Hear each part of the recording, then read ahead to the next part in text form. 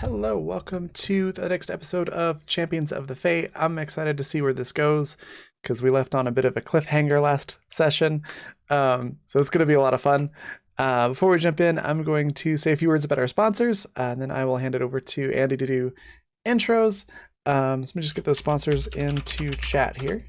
So they are Fundamental RPG. It's a simple D20 system that's not tied to a genre, so you can use it to play any style of game that you like, from high fantasy to sci-fi and everything in between.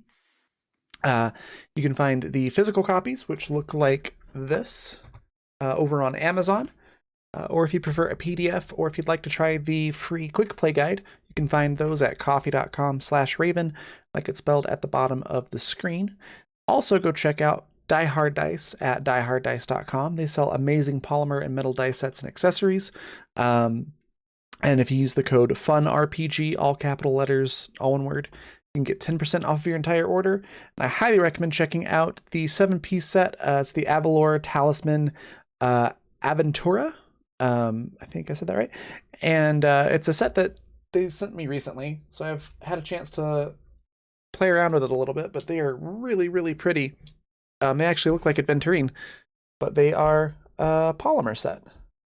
It's really cool. So I highly recommend checking those out. There's a link straight to that set there in chat. I think that's everything. So Andy, I will pass it on over to you. All right, welcome back. Hey, we are going to be jumping in to a little bit of a cliffhanger. We'll get to that in just a little bit. But before we do, let's go ahead and do our own introductions.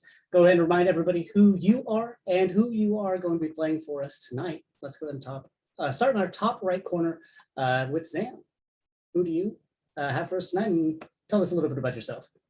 Yeah, I'm Zan, new intro for this. I am a therapeutic GM and professional GM and content creator and all that good stuff. And tonight I am playing Bakaskin, who is currently a Triceratops. So that's pretty cool. Yeah. But otherwise, it's a monk or a dragonborn monk. Yeah, that's everything. That's me tonight. Awesome. And unfortunately, again, Blue Honey cannot join us tonight. But she would be playing Amira Ash, a Spore Dryad, and we will hopefully be seeing her a little bit more next week. Going on to our top middle is Timberdoodles. Emily, who are you and who do you have for us tonight? I'm Emily. I'm at Timberdoodles on Twitter. I do digital art, and I am playing Reverie, was a tiefling swashbuckler rogue, now apparently an otter that can do spider climb. It has very low hit points. And was nervous about the dragon and warned people about the dragon, and here we are with the dragon. Yeah, so we'll see how that goes. Next, right below, Paraprofessional. Who are you and who do you have for us tonight? Hello, I am Par, and I suppose I'm a streamer now that I'm actually back to doing that thing called streaming. So finally got something going on. Tonight, while I was Dram, but now I am Rainbow Pig. I'm a pig who cycles through the colors, so it's a fun time. Our resident rave pig. Excellent. Next up, which one? Archival Dustbun. Who are you and who do you have for us tonight? Hey there, I am Anna, aka Archival Dust Bunny most places on the internet, queer and trans advocate, museum worker, and TTRPG streamer and podcaster. Normally, I play Ruluela, who is a Selkie cold water sorcerer, both race and class from the Champions of the Fae supplement. But I am currently the coolest donkey alive, with green stripes, I believe. I can shoot sticky traps. That is what I've been turned into by this dragon. But yeah, we'll see how this goes. Excellent. And Raven, tell us a little bit more about yourself and who you will be playing for us tonight. Yeah. Also, I'm glad you mentioned the supplement. I forgot to put the links to that in chat there. there is the link if you want to learn more about the Children and Champions of the Fae supplement. It's pretty cool. So I'm Raven. I am the creative director for the Raven Evermore, which is my brand for all the various things that I do, most of which are tabletop related or adjacent. You can find all my information at my link tree there in chat or at theravenevermore.com. That's RAVYN.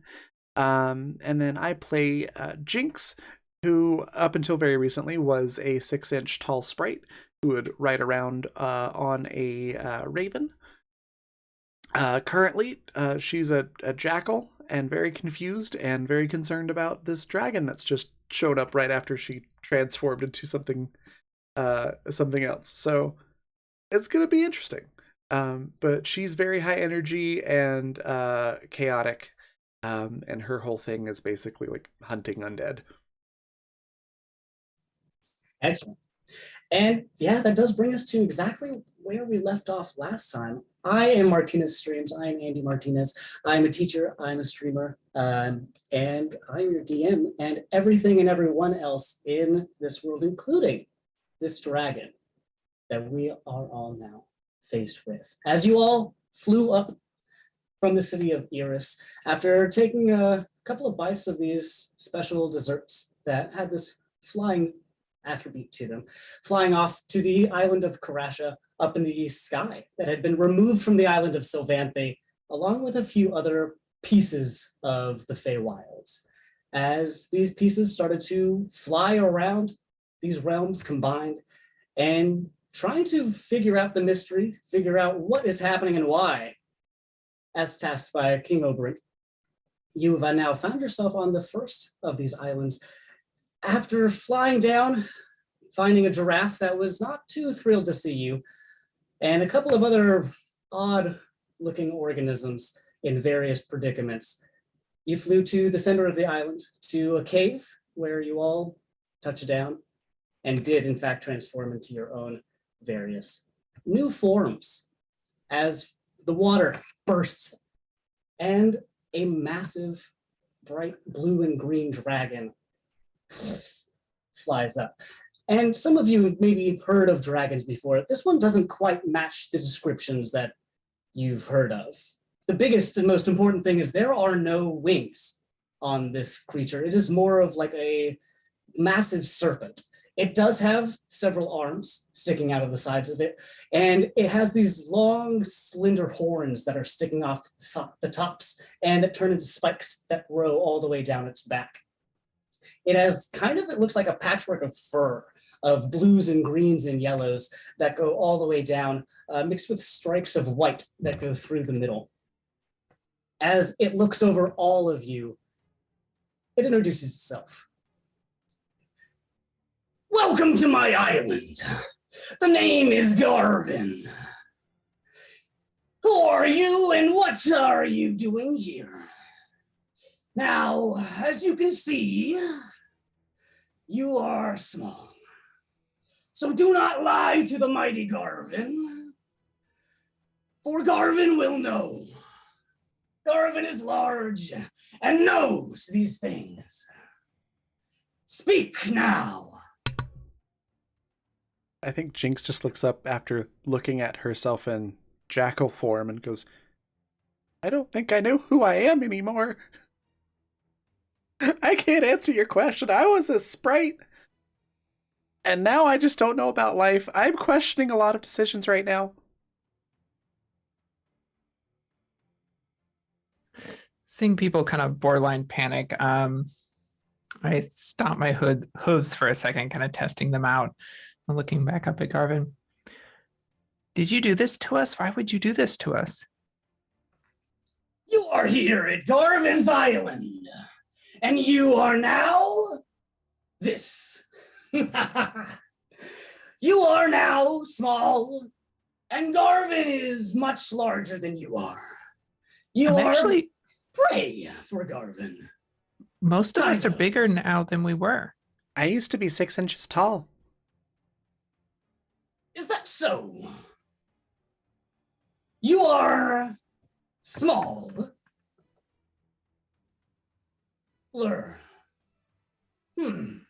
We just came here to help. If you'll talk with us, we can tell you what we want to do, but It would be very nice if you let us out of these forms. The forms are set for now. Garvin cannot reverse. But duck to Garvin.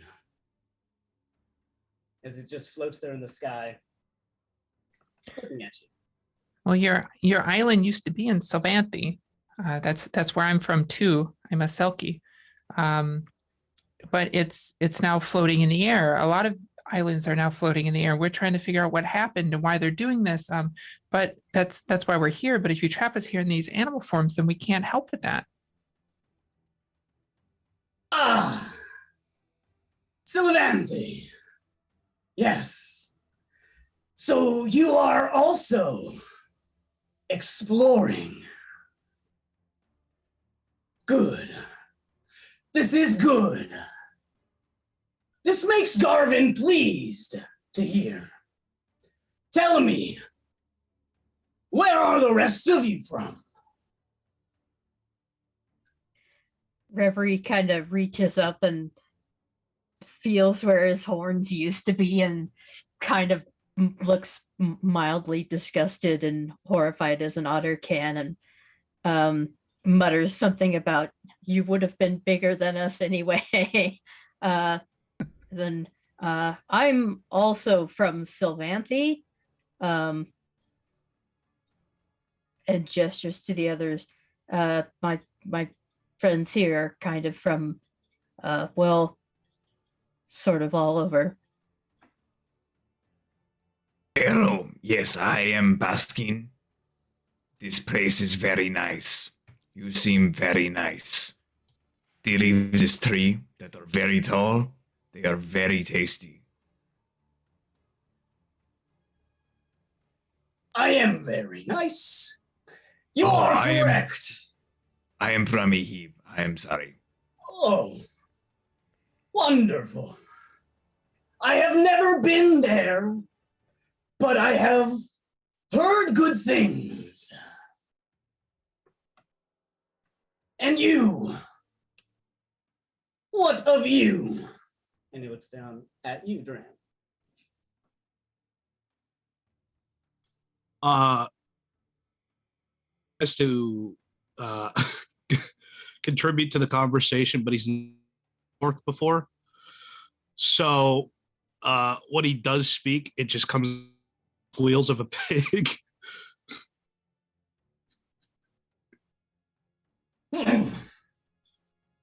I have never heard of this place. Interesting. Who is next? Jinx is the only one that hasn't really said specifically. So Jinx just sort of scratches at the floor, like testingly, like this is a brand new experience. Like when you come across a texture you've never felt before, and you just want to move your hand over it. It's just like staring at the ground, like this is weird. And he goes, "Oh, right. I'm Jinx. I'm from the forest, which is now down there. Well, that feels a lot further down now that I can't fly. Ooh, yeah. So, how do you feel about Oberon? Just out of curiosity."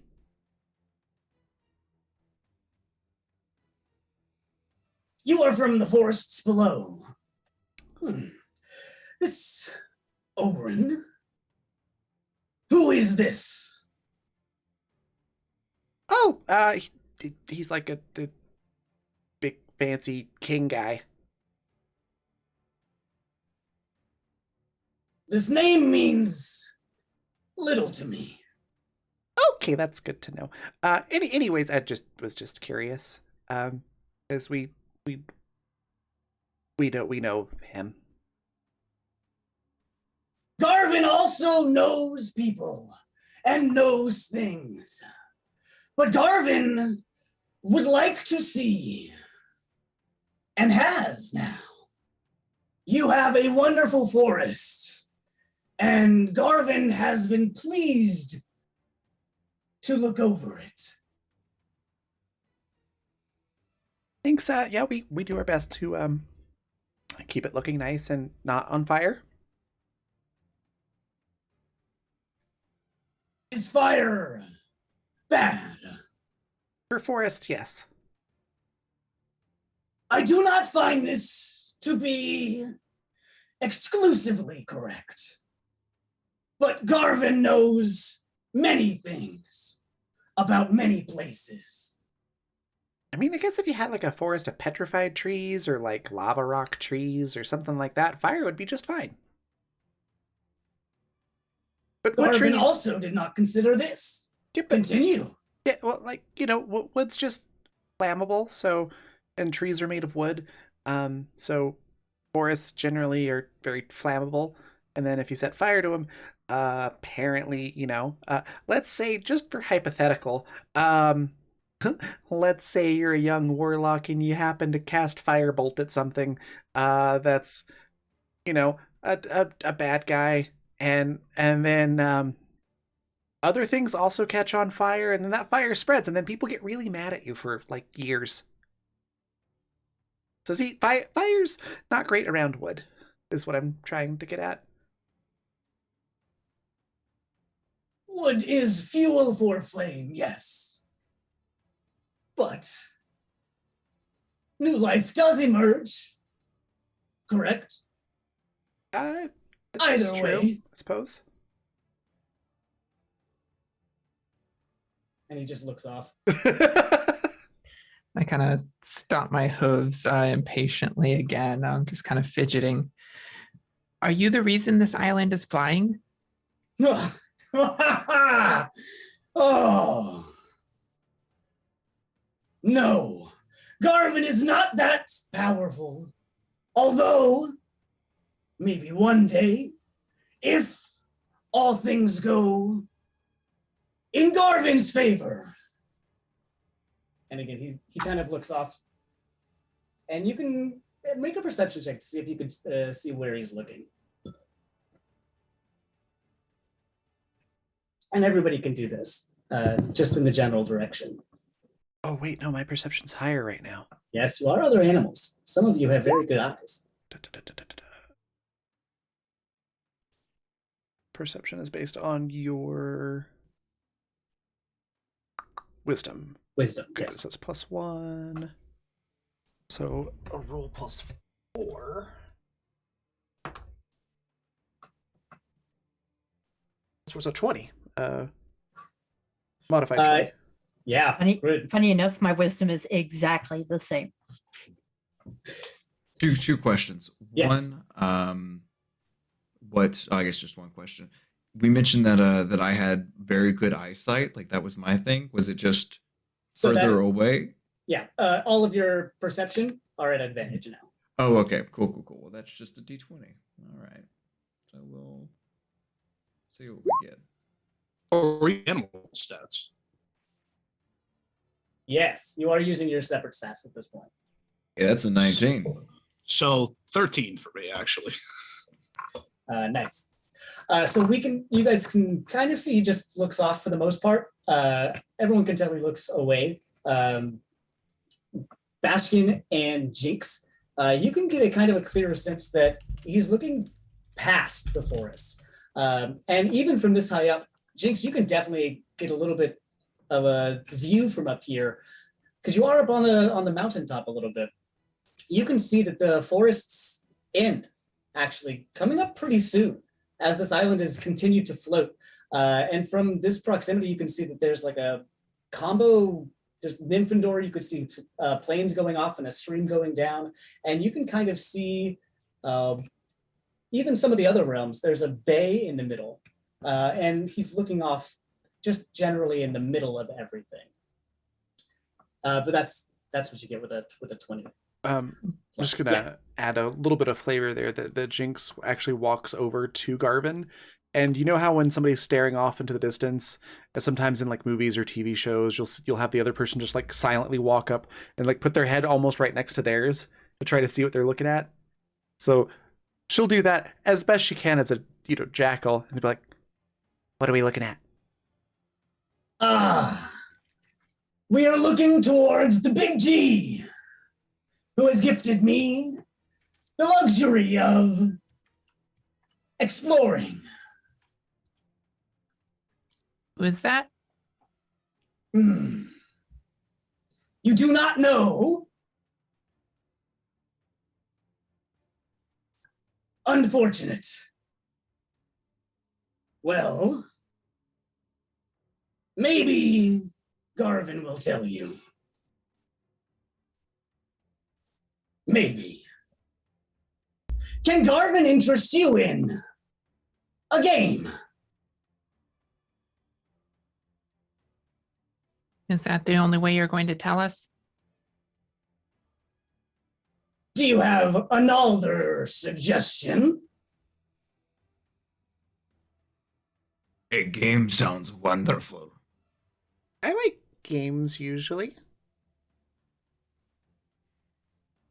I am a fan of them. I guess if it's the only way. I mean, I could do a card game, but I don't have my cards, so Reverie kind of shrugs. That does not seem confident.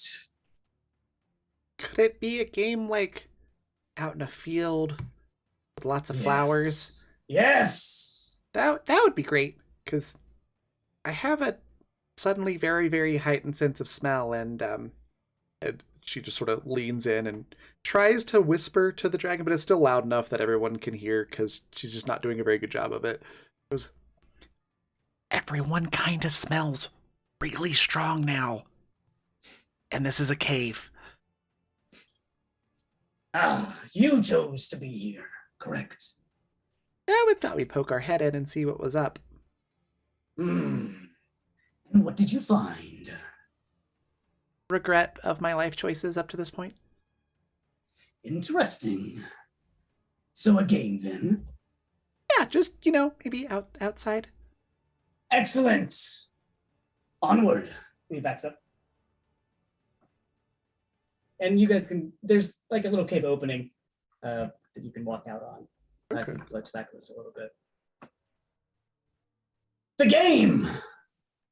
Are you ready? Is hide and seek. You will hide, and Garvin shall seek. Oh, I'm great at this. I'll just... Oh, right, I can't... Reverie just gets this look of absolute dread on its face. Again, as much as an otter can. Jinx is just suddenly realizing that she can't go invisible at will. So it's like, I'll just go... Oh, right. Crap.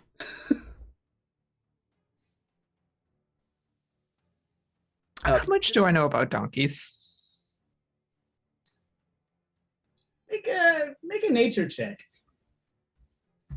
I don't know how common they are in the Fae, and I don't Yeah. know how often I would have actually interacted with them on the material. Or a history check, I guess, but They're both the same. I'll Yeah. just do nature. 10. okay. Not much. There are not very many donkeys around in the Fae. At Okay. least not in Sylvanthe. Okay. I will trust my instincts on where to hide then. Maybe you've seen a few out in the wild, but like on the trails, but you've never had one in your party either. So There's dogs around the forest where Jinx grew up, right? I would assume. yeah, there's Okay. blink dogs for sure. Okay. Blink dogs, yeah. Yeah. So yeah, I think Jinx will start to run and try to find a hiding spot. I assume we're still on the side of the mountain. Is there like a trail down, or is it? There is a trail down. Yes. Okay, cool. So she's gonna run down and try to blink into a bush, trip and fall on her face. Well, maybe this dog doesn't know how to blink or something. I don't. And then she'll spot like a spot behind a bush or something like that and start digging a hole as fast as she can. What are you doing? Garvin is still here. Garvin will give you some prep time, as one is accustomed to do in hide and seek. Are you ready? Yeah, I thought it was prep time already. Garvin is watching. Reverie kind of raises a little webbed hand and is like, out of curiosity, what happens if you find us? Ah. What do you think?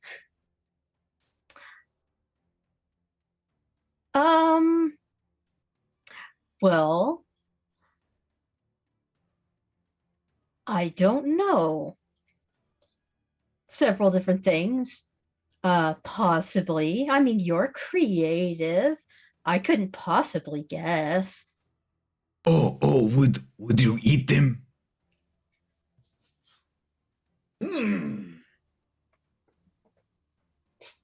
Garvin. Oh, surely not. That's so mundane. I mean, Might. But this depends. Probably not. Garvin has fed today.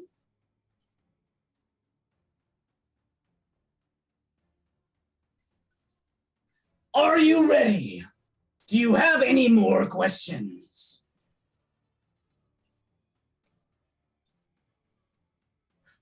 Well then, hide! And he flies up into the air, takes a dive, and splashes back into the water as you all get sprayed with very, very cold, and really, you know this immediately, salty, salty water.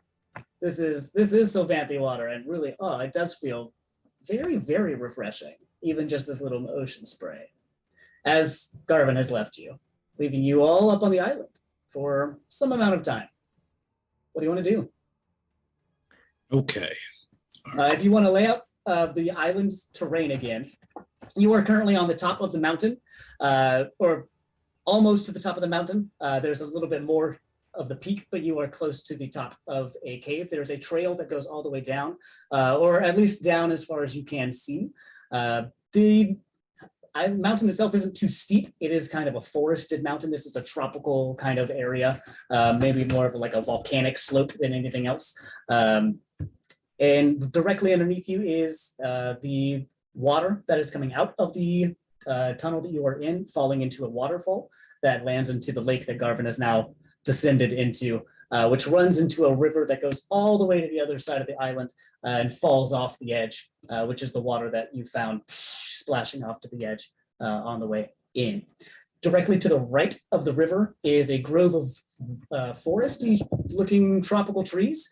This is where, and Baskin, you can see this for sure from here. The Triceratops was in the tree, is no longer in the tree, but that is the general area that you were seeing. You can still see the giraffe is hanging out on the left side of the river. And that's kind of the terrain. You haven't really checked behind you, but it mostly just descends off to the back of the island. So he went into the lake that is below us. Correct. Oh, that ruins what I was gonna do. Okay. Because my instinct as a Selkie is to just dive into the lake, since I know nothing about donkeys. I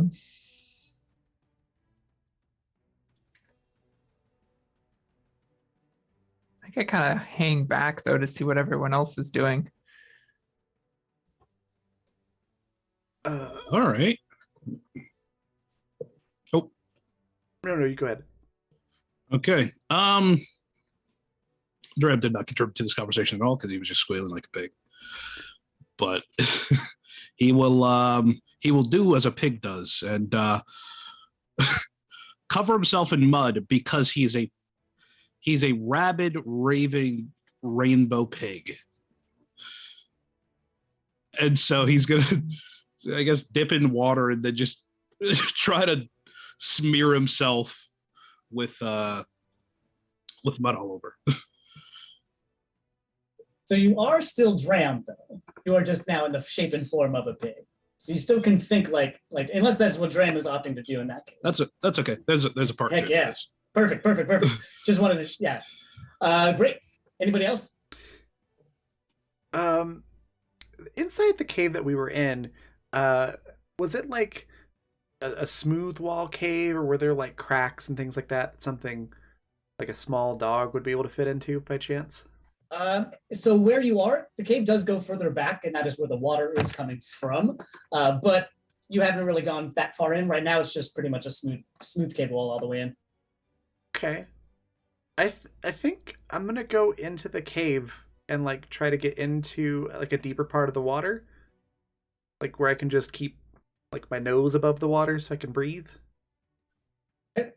As you go all the way back into the cave, it actually goes back about 60 or so feet before it becomes this kind of cracked part of the mountain itself. And it just looks like the water is just streaming from a kind of just a caved in tunnel. Okay. I will yeah, just find a spot to hide there, like in a crack or under the water if it's deep enough, or something like that. And Jakes is just thinking, well, the last place he would look for me is in here.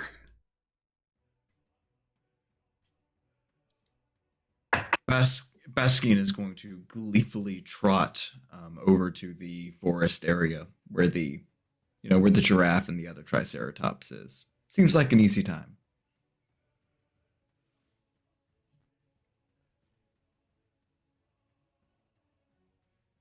Okay, so you're gonna head all the way over to the group of the grove with the other ones. Yeah. Perfect. I'm it'll going to try take- to find a big shrub. Oh. Big shrub. There's Yeah. a lot of big shrubs down there.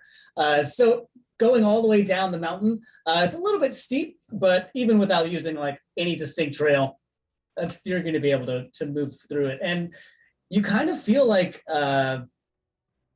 more of a little bit like lychee, and how in his big form he would just be able to just trudge through all of these big plants.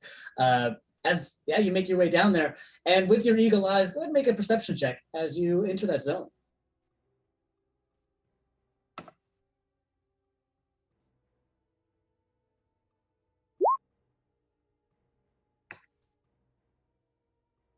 That's a nat 20. There For we go. 20. Yeah, looking around, every little bit of movement catches your eye. As looking through this grove, you know you are not the only thing in here. There's a couple of other things. You can identify, because of your own size, that there is still this triceratops in here. But there's a couple of other things that you're now kind of catching. There looks to be some sort of larger bear type thing sitting next to what you can only describe as a bipedal,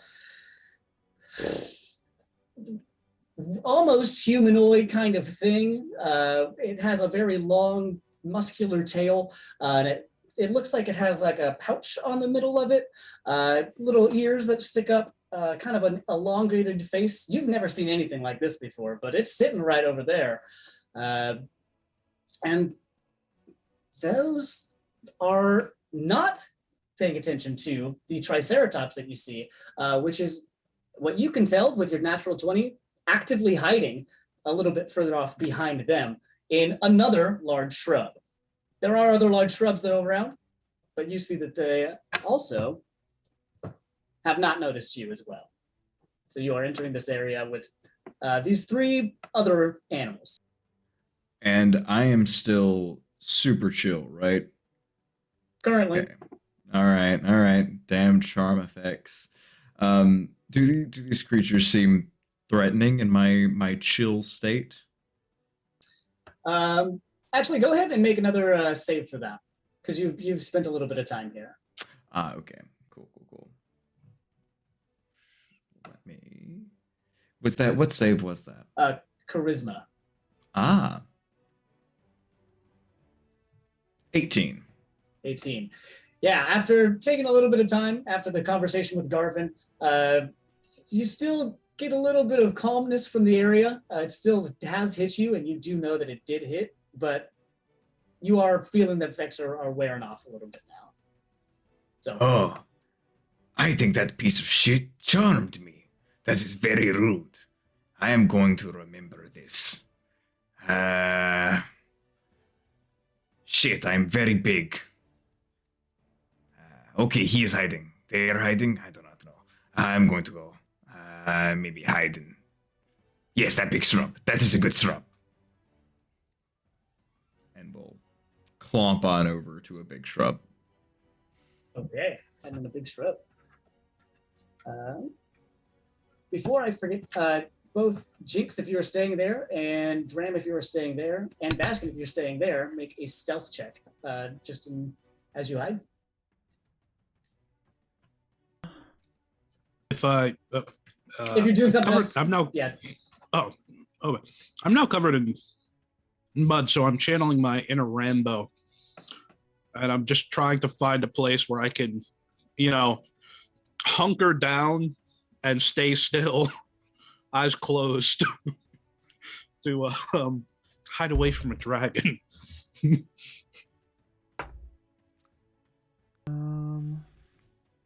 And then once I've done that, I'll roll stealth. And we don't keep our skill proficiencies, right? You are currently this organism, which is Okay. not skilled in those things. Okay. So- Cool. If it doesn't say it has the skill, then it's just like D20 plus Dex. Yeah. Okay, so that's 16 for Jinx. That is a 15 for Bask.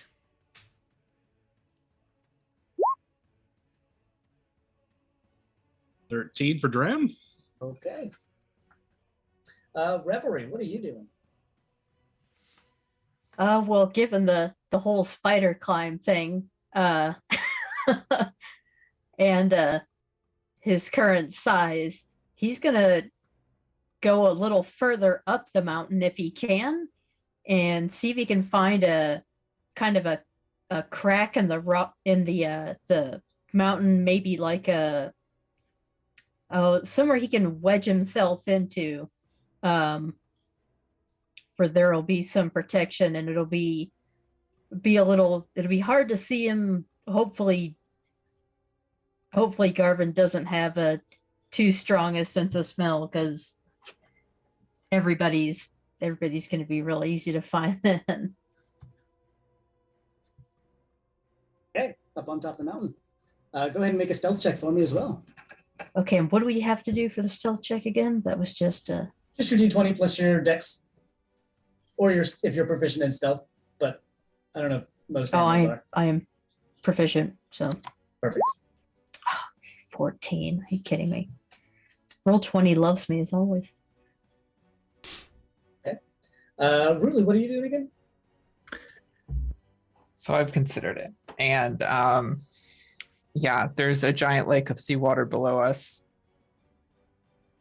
Her instinct to get down would be diving into the lake, because that is the quickest way down, and she is a Selkie and does not know whether or not donkeys are amphibious. So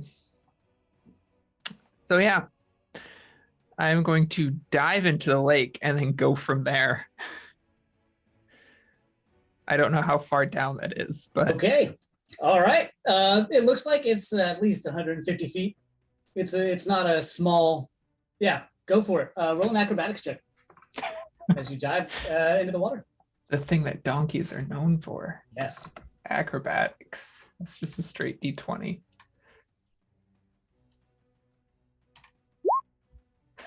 Another 10.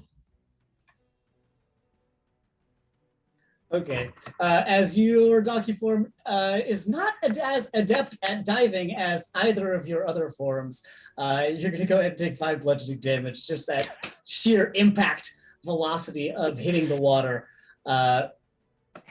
As you're in the water now, you're cold and wet, and you are a donkey. So part of you's loving it, and part of you's not.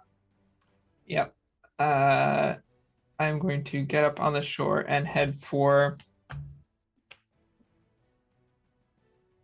I'm going to follow the river and see if I can find some place to hide. Okay. How far down are you trying to go? The river goes on for a little bit. It's like a maybe quarter mile, maybe longer, half a mile or so. We don't know how long he's going to give us, but it's next to a forest, right? Yeah. I am going to go as far as I can, but if I hear any sort of splashing or like something breaking the surface of the water, I'm heading straight into the forest, just cutting right into the forest from there. So in the water. Perfect. Are you just hiding there? I'm trying to find some place to hide if there's like some rocks or something I can get down into and be mostly. Yeah. I mean, that's Make where I feel a- safest is in the water. So Perfect. Make a stealth check. See if you can find a place like that. that's a 6.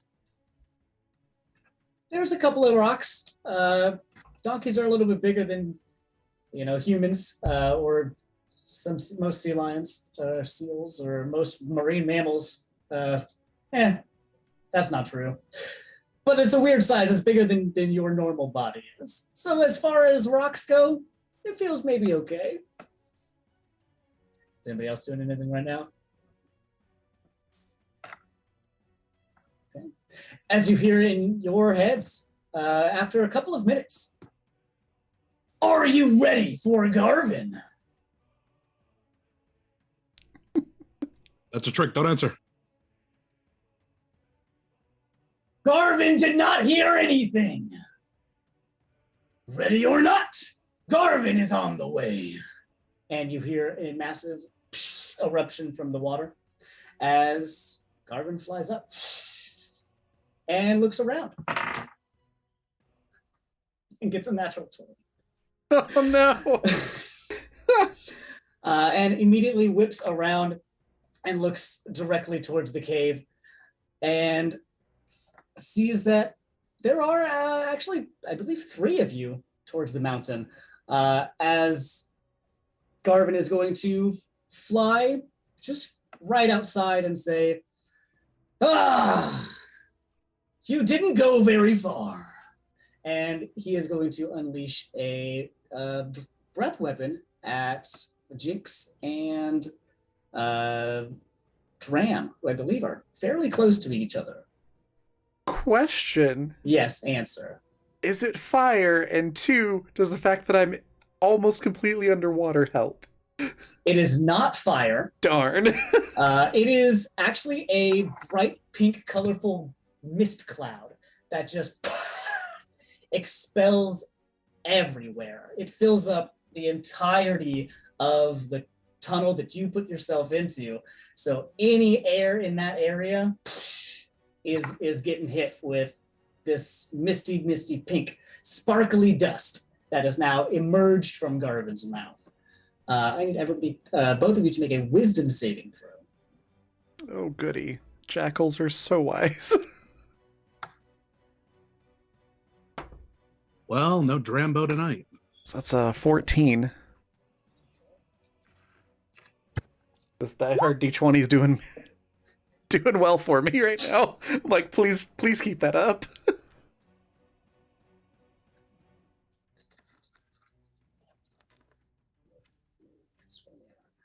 Okay. And Dren, you had... I see. 8. Yes. Wonderful. Oh, this is interesting. Jinx, as this mist hits you, you feel that your body, as this jackal, has shrank to just a very, very small size. Maybe not as far as you're concerned. You are now about a couple inches big, as you are a very small jackal. And you are afraid of everything that is larger than you for the next turn, or for the next bit that you have. Okay. So you are frightened.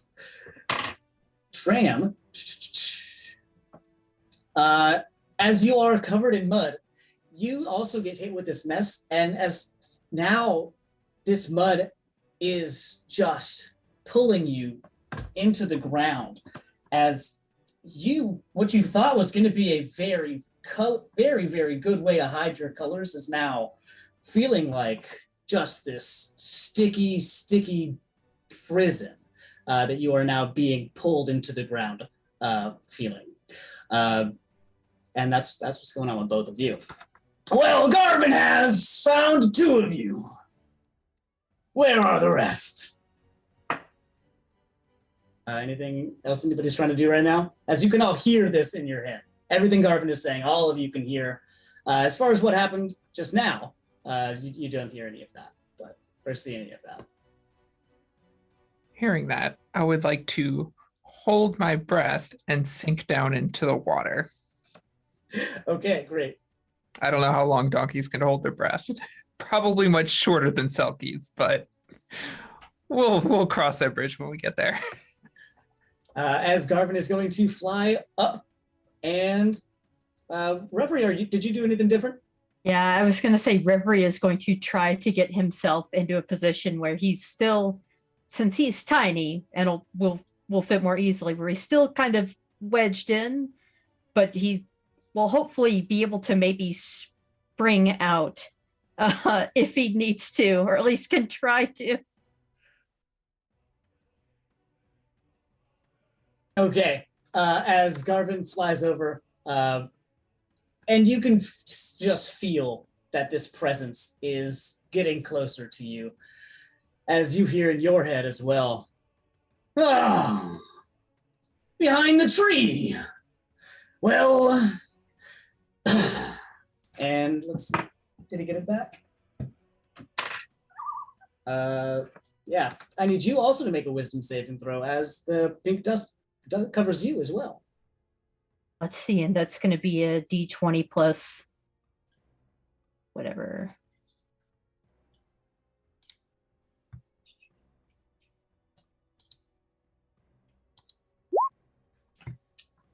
$16. Okay. With a 16.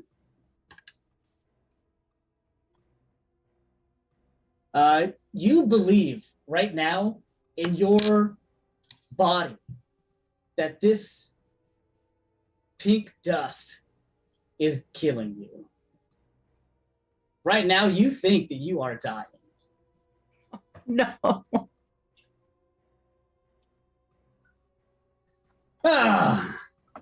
Enjoy. As Garvin just flies right above you, looking around at the horizon. As you all hear that as well. Are you all continuing to hide? I am going to hide. However, I am going to hold my action to charge. If it looks like he has spotted me, if it looks like he's about to breathe on me, I'm a charge. Perfect. Let's see. Maybe we actually should have. Perfect. Let's just keep doing that. Great. So if he comes near you, we'll do that. Anybody else? I am remaining completely submerged. Okay. Great. As he flies over, Reverie, anything coming from you? You are not actually hurt, by the way. You didn't actually take any physical damage. Oh no, he's just in a crack on the side of this mountain making horrible otter sounds and freaking out. And otters make horrible sounds, so who knows how far across the island this is going. It just sounds like an otter being murdered, so. And Jinx and Dram, you can hear this as well. As both of you make another wisdom saving throw to see if this is still happening to your characters as well. Yeah, it's a 5. 17. Dram, you shake it off. And actually, let's just go ahead and roll initiative, actually. I did forget to do that at the very, very beginning. Let's go ahead and do that right now real quick, just so we have an official order.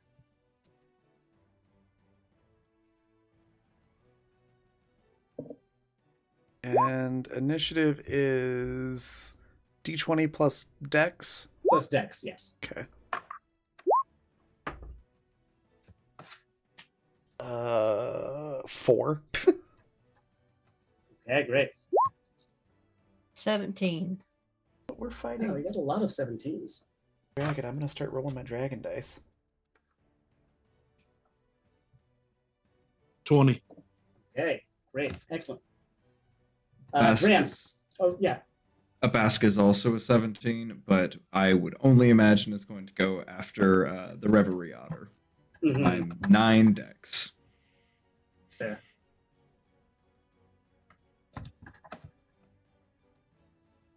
Jinx, did you do yours? Yeah, I got a 4. Oh, right. Perfect. Dram, you just got unstuck. You are still covered in mud, but you are not hurt. You shook it off. What are you doing? This dragon is floating above you at the moment, but it's not looking at you if you're doing anything. So he's caught 2 of us, and Dram knows that he was hit by some sort of effect. So I guess he'll try to find Jinx and try to regroup, sort of. Okay, that's definitely easy enough. You know exactly where Jinx went as you run into the cave. You find a much smaller jackal than you left, very wet and also kind of afraid of you at the moment. Oh, yeah, she's curled up into a ball and like whatever little indentation in a rock or something that she can find. It's just like, why is everything so big? Perfect. As Dram, that's what you, as your rave pig covered in mud, seizes you into the room. Oh. Gee, what to do with that? Dram just sorts to like Jinx, can you understand me? Have I stopped sounding like a pig? Jinx? Why are you so huge? Aren't you sort of used to this sort of thing? I don't know anything anymore. Nothing makes sense.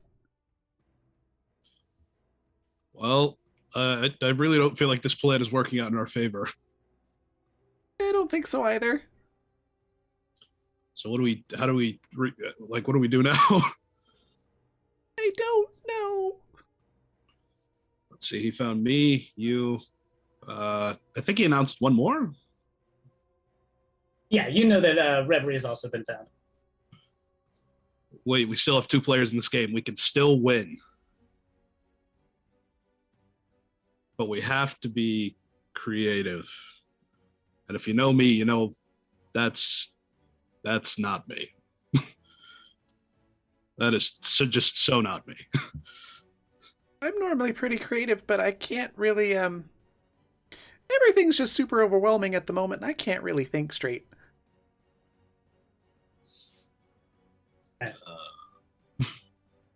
No, Well, just yeah. I guess yeah. that'd be a turn. I'm talking All right. a while there. No, you're good. You're good. Reverie, go ahead and make a wisdom save.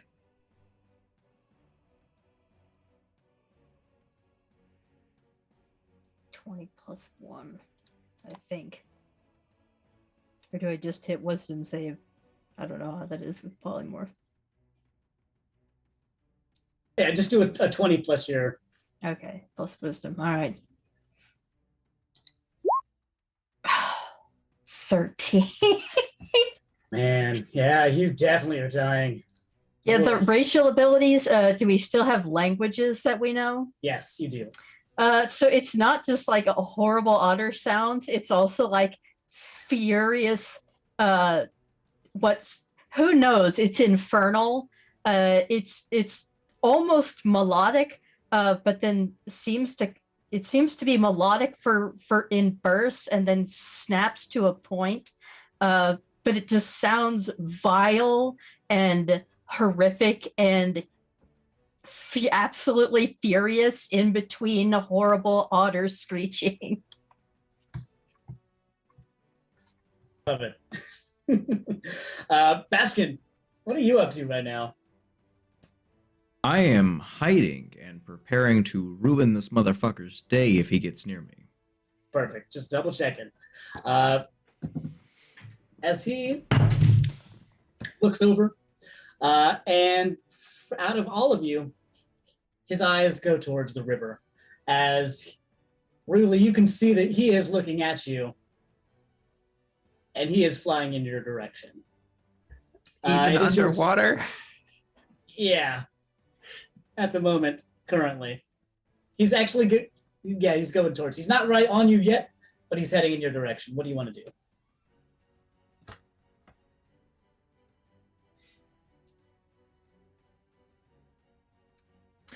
Did I see?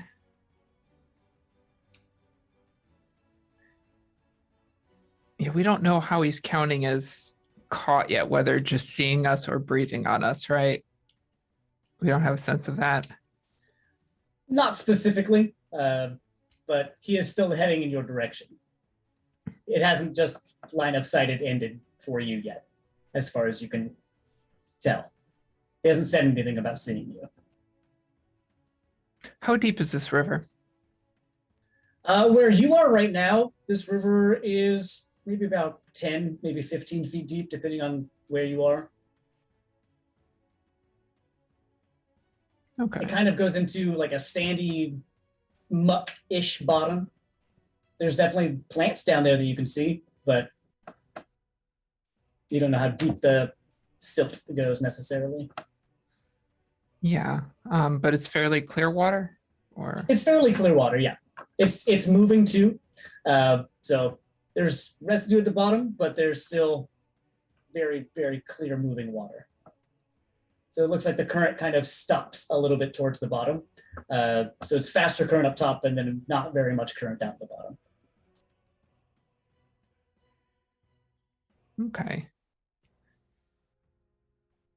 Okay. I would like to. What's my movement?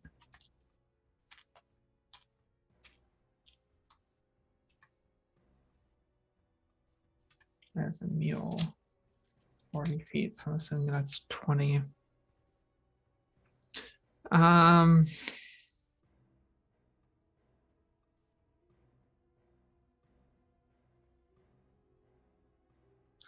Yeah, I'm going to, since it seems like he sees me anyways, I'm going to sink down to the bottom, and I want to move across the bottom, dragging up silt, and then kind of back into it and try and hide in maybe a 20 or 30 foot length of disturbed silt. All right, I'm into that, definitely. Go ahead and make a stealth check with advantage as you kick up all of this silt that's at the bottom. Selkie survival techniques.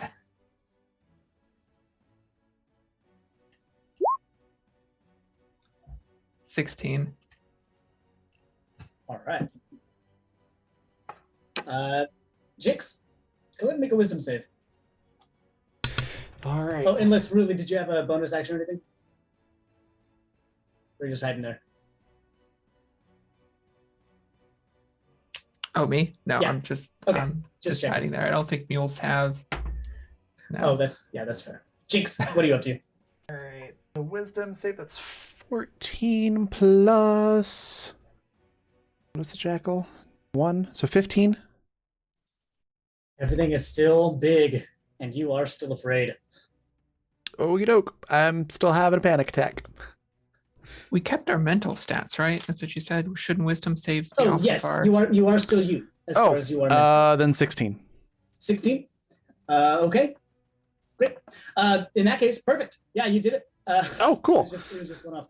As you shake this off and you get a little bit bigger, as you're still the jackal, but everything kind of makes sense a little bit now. As you have this ravy pig that is covered in mud, that's Dram, that's right next to you. Okay. So after some very, jackal-like panting of recovery, whew, okay, everything's closer to normal size now. All right. Yes, I'm doing better, but I still don't know what to do because I'm still a dog. And I can't use any of my magic or anything like that. Maybe we could make like a distraction or something to make the others harder to find. Yeah, you never said anything about distractions. Now I wish I was clean.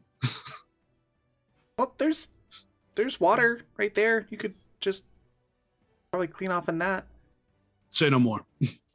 Um, so question for you, Andy. Yeah. So this is a dragon's cave. Mhm. Is Well- this? What's your question? Well, I was to say, is this like a, classic dragon where there's something in this cave that he hoards? So this is a cave that is on an island that happens to have a dragon. But as Okay. far as you are aware, looking around, there is no markings of dragon, really. There doesn't seem to be any stuff in here. Or anything, really. Hmm.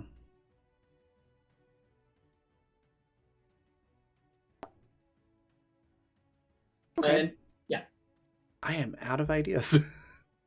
So I'm just gonna wait for Dram to clean off, and then we'll go from there. all right. Well, Dram, it is your turn. You are next. Yeah, I'm gonna try to get in some water and clean off so that I'm back to being full rave. Easy enough. And then I want to look for where the dragon currently is. So as you just walk out of this cave, you can very clearly see Garvin. He is not hiding right now, as he is heading towards the far end of the island. Looks like he's not quite towards the edge yet. It looks like he's flying off almost towards the middle of the lake at this point.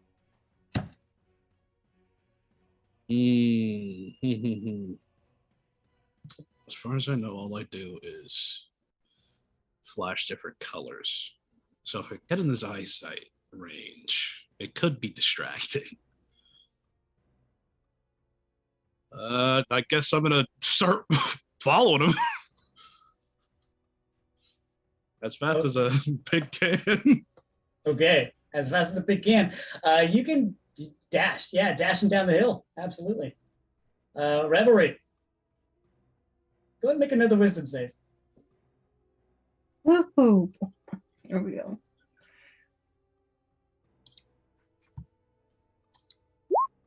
7. All right, Revelry, you are still dying. Maybe you're dead at this point. Wow. Yeah, he's like, Ah, he's been like frantically trying to get this dust off of him. and it's still there. It's just, oh man. Yeah, of course. I'm sure it's like glitter. You know, it's it never comes off. Great. Baskin, he has not seen you yet. You are still hidden. You see that he is going towards following the river.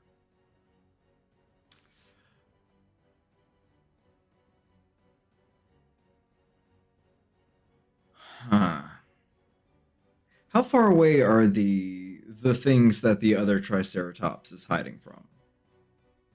They look to be in the middle of the grove. You're kind of more on the outskirts. There's still a bunch of big bushes towards where you are, but they're like in the middle of the trees, which for distance-wise, I would say maybe about 150 feet or so. It's not a very large grove. It's maybe about 350, 400 feet across the entire way. So these are smaller trees, but they have large branches and kind of more tropical, thicker leaves and things like that. But as far as the stems go, they don't take up very much space in this right now. So it's densely packed, but yeah, they're about 150, maybe a little bit more feet off. And is the dragon still isn't looking my direction, is it? Nope. Okay. In that case, I am going to summon Lychee as far away from myself as I can. Which I don't actually know how far that is. Could I still summon Lychee? You haven't tried. Yeah, I think it's a free action. Yeah.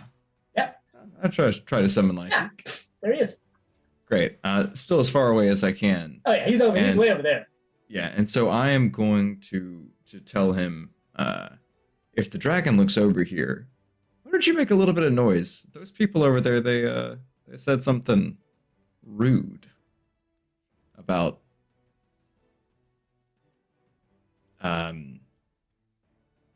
Burdock, our friend from the swamp. Yeah.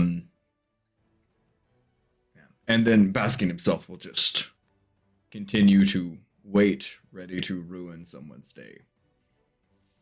Wonderful. As Lychee goes off. As Garvin flies over and moves, getting a little bit closer to where you are, Ruli, is going to look down at the water and not really do anything. It looks like he's just kind of floating over. He sees all of the dirt and the silt that's down there for sure, because it's a mess. But he doesn't do anything at this point. It is your turn, though. You are still underwater.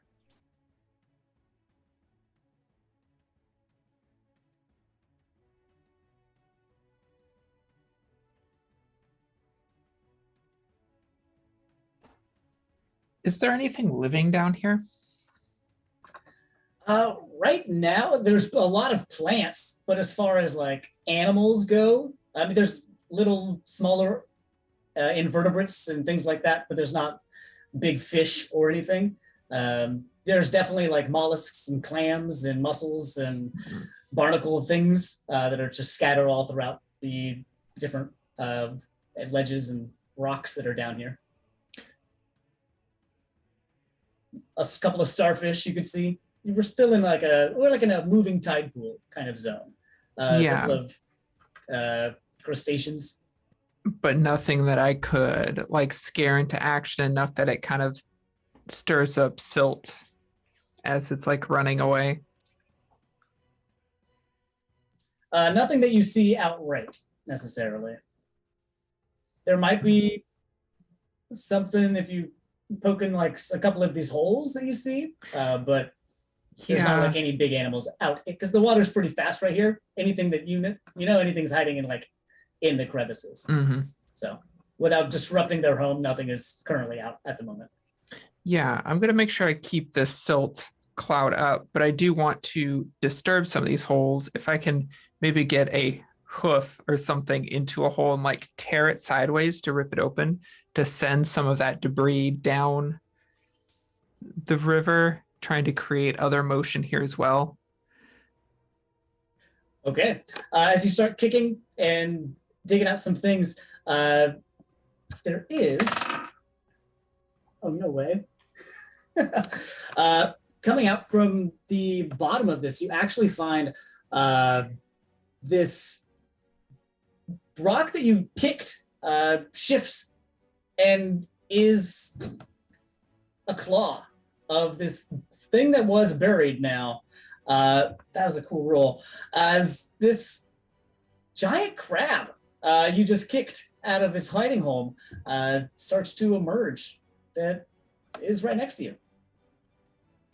Emerge like it's going to attack or emerge like it's fleeing? It hasn't done anything yet other than start to move, but it looks like it was buried under all of this silt. It looks like it was part of the edge of the riverbank itself. It looked like it had been here for maybe a little bit of time where it shoved itself down here and then the rest of the island was around.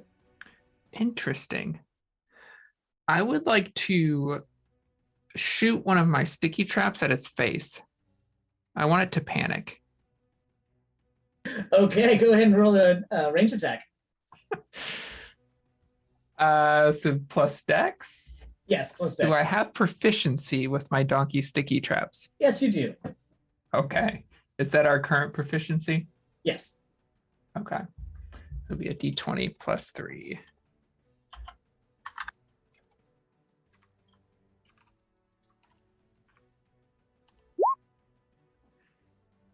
Rolling so bad tonight. It's a 12. That's gonna be able to hit, yeah. As you do hit this thing that is not really moving very fast. Its face is essentially just the only thing that's sticking out right now, along with just part of a claw, as it's not really going anywhere. You're very easily able to hit this shot. Yeah. Okay. You're still underwater though. You moving somewhere? I'm moving within the cloud I've created, but I'm kind of moving kind of back and forth to create a big mess, but moving, trying to stay hidden and hopefully scare this stone crab thing enough that it looks like it's what's freaking out in here. I don't know. Okay. We'll see. Just trying desperately to make it look like something else is here. Okay. The crab goes next as it moves and shifts, and a lot of this dirt starts to unlodge as it starts to make an even bigger cloud of all of this stuff, as now you actually have opened something up and it is actually shifting around in this stuff.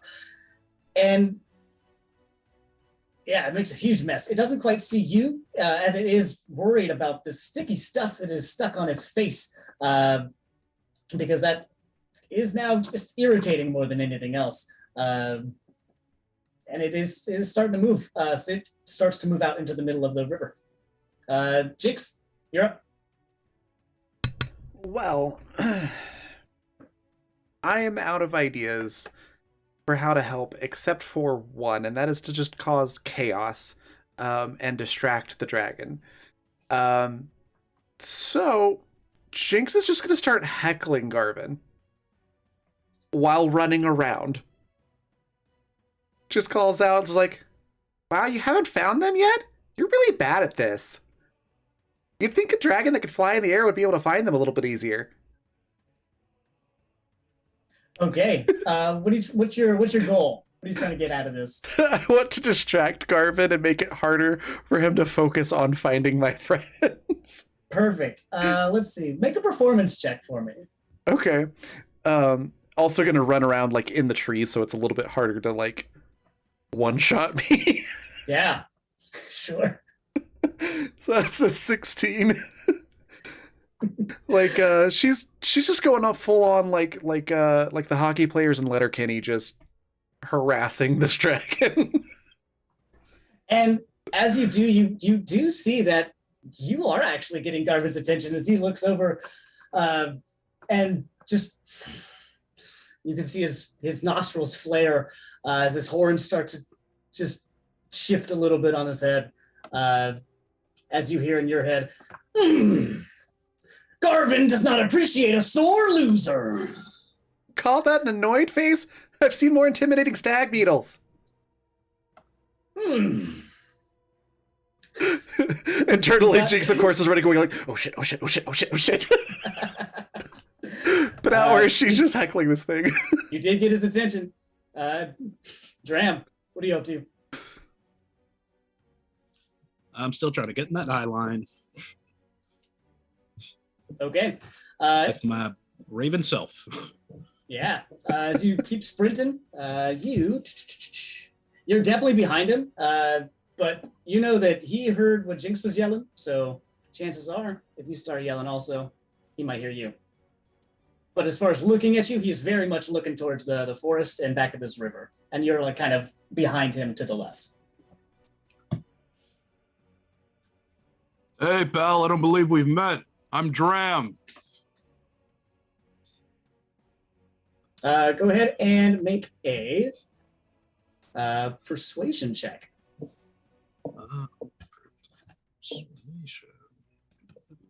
Or intimidation, whichever one. Oh, intimidate. Okay. Well, I have at least something for that. Perfect. Okay, +5. Don't help with that, though. Oh, no.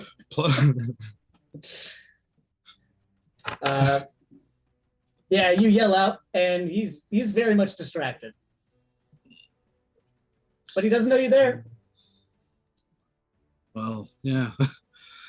I guess that's my actions. I don't know. I just kind of switch colors. Can I make myself brighter? Don't know. Yeah. You try to do that, and those lights, they start going. Oh yeah. Okay. So next turn. That also talking is a bonus action. If you want, I guess rolling the intimidation. You're right.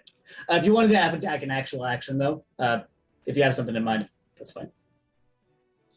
No, that's fine. I'm Okay. just waiting to get the eyesight and then light Perfect. it up.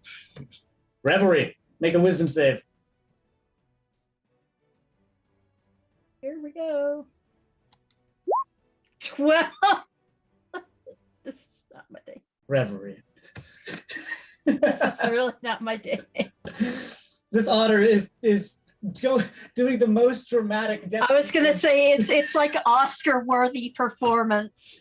It's picked up so many flowers and fallen over so many times. Just roses and gold coins. Make it rain.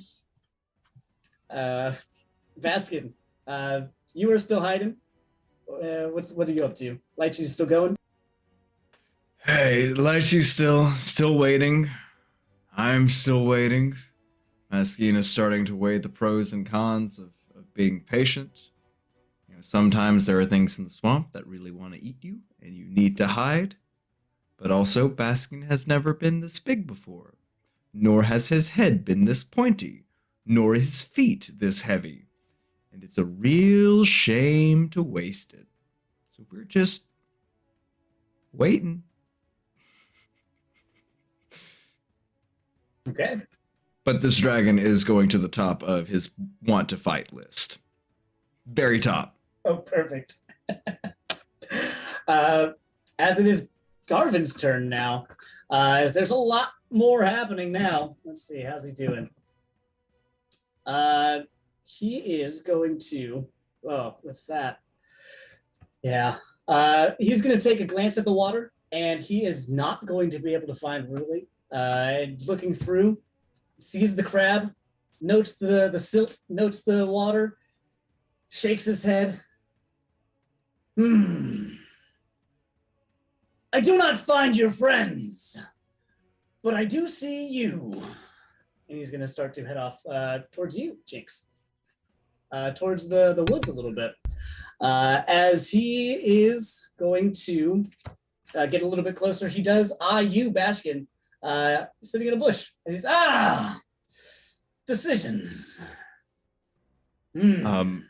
Would this be the moment that This is the Baskin moment. can go and Yes, it distract? All right. Yep. Baskin's gonna go and Lychee is gonna go and harass the other things in the clearing. Okay. As Lychee flies in, the other three animals, let's see. This weird rabbit thing. What is up with this weird rabbit? It is too tall.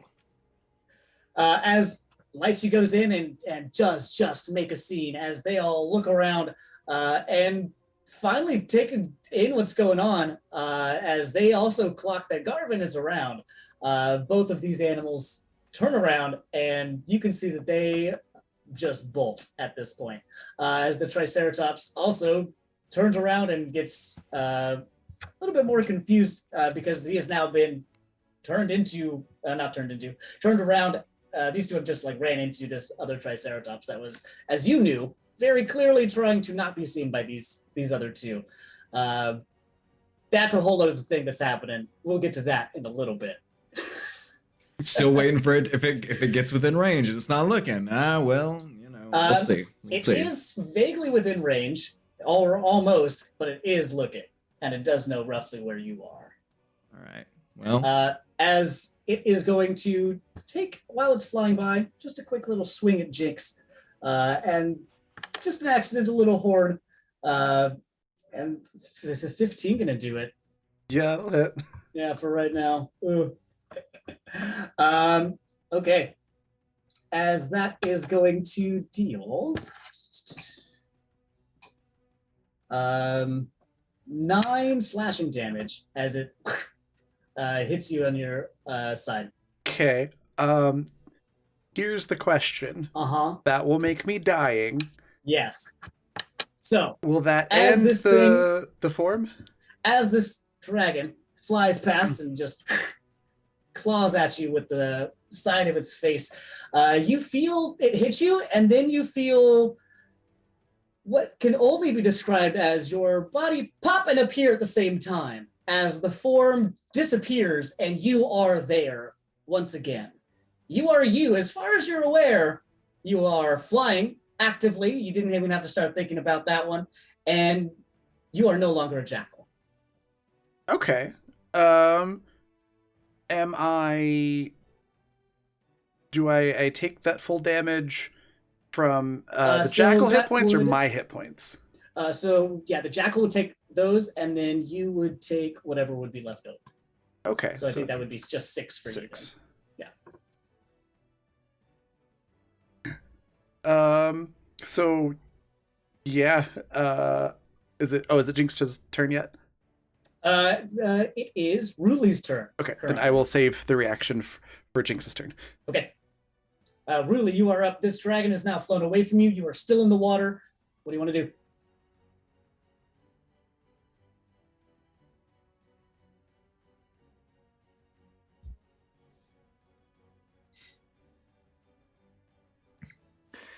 I am going to. How far am I from the lake?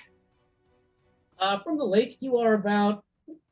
Well, you went about. I don't know. Less than a quarter of a mile. A little bit. I don't know how many of that feet that would be off the top. Okay. 0.2 miles. Yeah, I'm gonna start swimming for the lake. Okay. Full dashing. Yeah, I might poke my nose up enough to take a breath Okay. to reset my timer and then keep going. Perfect. As you start swimming, behind you, you can feel the water start to shift even more as this stone crab starts to shift. But you're swimming away from it. Jinx, you're up.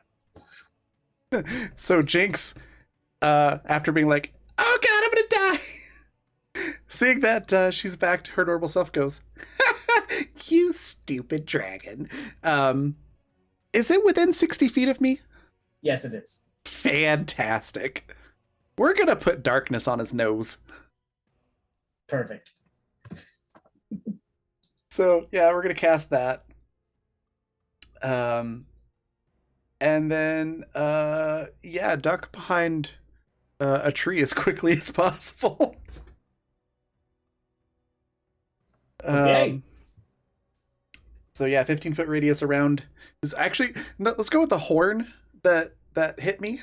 We'll throw darkness on that. So yeah, just darkness all over Garvin's face here. Okay. All right. As this orb of darkness just appears, as you hear in your head, "What is this? An addition to the game. You are learning." Dram, you're up. I am still running my way towards a dragon. All right. Garvin. You are currently on the other side of the river from where the dragon has gone to. So you'd have to cross the river. It's about a 10-foot jump or so. Oh, But at your running speed, you could make an acrobatics or athletics and sure. try and do it. You know what? I'll try it when pigs fly. Acrobatics. This is just a D20. Okay. So I'm a pig. I'm using the pig from 5e tools, and they have an 11-2. Which means nothing. 17? 17. As you, in your mad sprint to go distract this dragon and hopefully save your friends from being caught, you leap through the air. As the water rushes beneath you, your lights, you land clear on the other side. And you can see Garvin is still not immediately close to you, but he is just right over there with that group of trees, and you can see the Jinx is over there. You can maybe you can see a couple of other things though, depending on your passive perception. Yeah, you can see that there is a Triceratops in a bush. There is a couple of other things moving around in the bush, in the trees as well. First Dram, just after he lands, like, wow, that worked way better than I thought it would. Holy. Anyone see it? Wait, no, for later. And second, I was his action to do that, so I'm just gonna I guess keep trucking along. Like it's the mad dash of Dram. Okay, you're definitely getting closer. Reverie, wisdom save.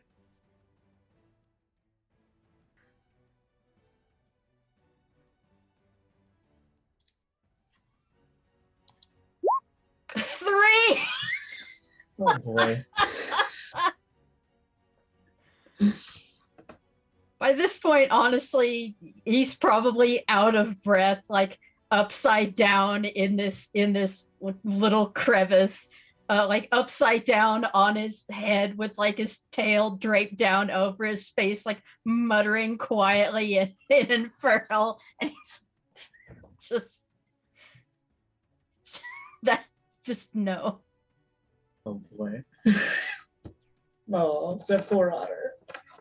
Baskin, you can see that there is now a squabble happening with those three dudes, three things off in the woods, as they're taking in a lot of stuff happening right now. They're clocking that there's this Garvin thing happening over here, but there's also this other thing happening here. From your perspective, it looks like they're not pleased that they are seeing each other at this exact altercation, and it is your turn. Great. In that case, it's a really difficult choice. Do I embarrass him? Do I embarrass him by beating him at his own game, or do I just make him a little more holy than righteous? And I think Baskin is aware that he can always just wreck his day. So while he's blind and during this squabble, he is going to dash and move, in the not towards the dragon, obviously, but also in an away direction from the conflict happening. Just kind of between the two. Between or not between, but the most diagonal away. Yeah. Okay. Yeah, you can definitely bolt that way for sure. So that is a 50-foot movement speed, so 100 feet. Wonderful. Trucking. Wow, that's fast. Oh yeah, big boy, move fast. Yeah. Goodbye. There he goes. As it is Garvin's turn, as he watches, and you can see, even with this darkness around, everyone watches. Jinx, you can see this as you are right next to it. This Triceratops bolt burst out of this big bush, and Garvin just kind of tracks him. As, a chase then, finally. And he takes off after you.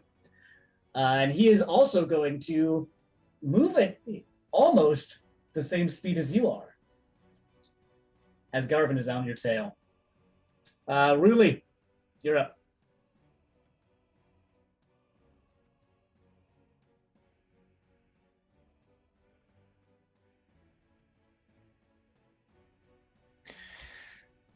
Okay. Do I see Jinx? Like when I come up for air or anything, do I see that Jinx is back in her body? Make a perception check, just as you look around, as you come up for air.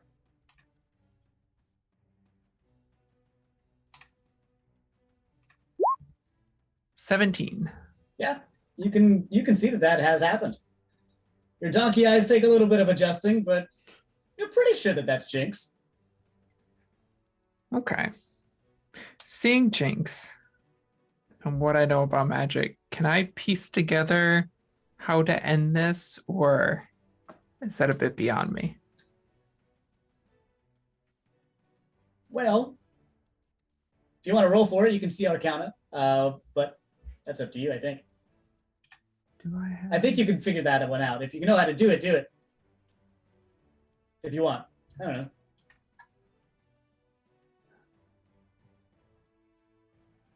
Ruli's definitely been around magic before, though, and kind of knows how a lot of these spells do work. Okay. Moving along this river, I am looking for sharp rocks, rapids, anything like that? Not necessarily sharp rocks or anything like that. There are a couple of larger ones. Yeah, a couple of rapids closer towards where the lake is, if you keep moving that direction. Okay. Do I see any other creatures here? Something I could pick a fight with? There's the big crab that you just woke up. That's behind you. Yeah, I'm gonna swim back for it. And I'm gonna headbutt it because I want to be up in melee range with this Okay. thing. Cool. Go ahead and roll an attack against this crab. Okay. I do not have an attack action for headbutting on the mule. Just hooves. Do you want me to roll that? Yes, go ahead and roll hooves. That's a full +2. Heck yeah.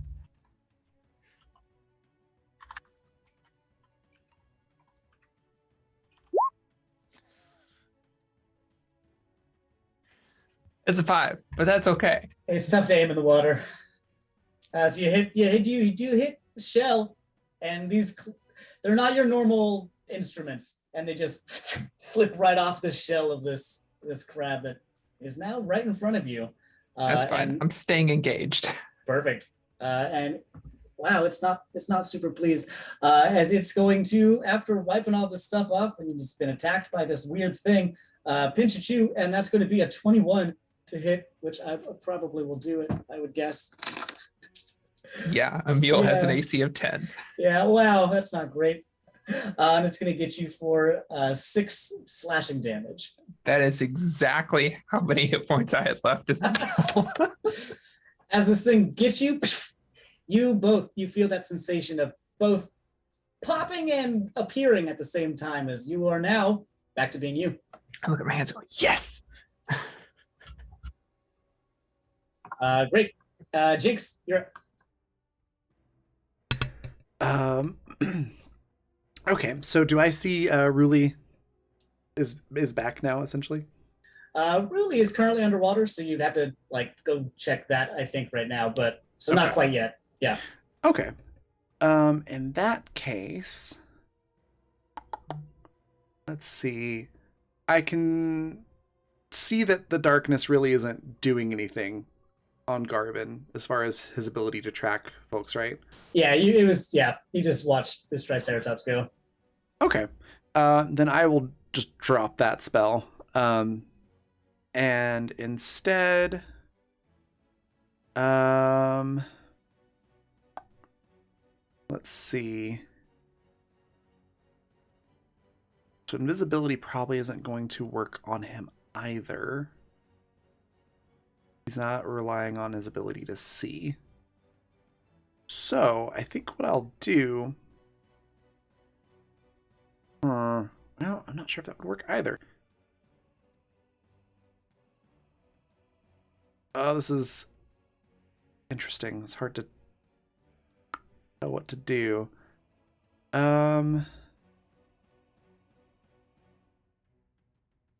Berg. You know what? We'll try it. I'm gonna do a minor illusion. Of Ruli's donkey form. Like badly hiding behind a tree. Okay.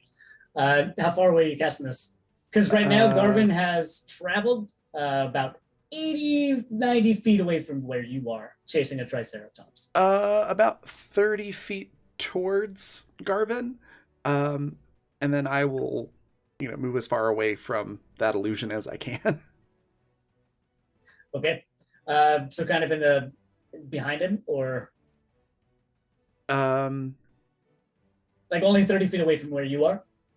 yeah, so Okay. so 30 feet towards Garvin, and then I will go in the opposite direction as far as I can. Perfect. Excellent. Great. Dram, you are up. You're making your way over there. You see that Jinx is back to being Jinx. You see that there is now a Ruli, or at least with the donkey version, poorly hiding behind a tree. Uh-huh. What do you want to do? You see that Garvin is chasing this Triceratops? If Dram had hands, he would have thrown them up, seeing them fly now very far away from his capabilities. But he sees Ruli. The spell's it's an illusion, so he doesn't know that it's not. Technically, yeah. You'd have to make a save The on real that one, thing. which you can if you'd like to. Okay. Actually, what is investigation? This would be, since this is minor illusion.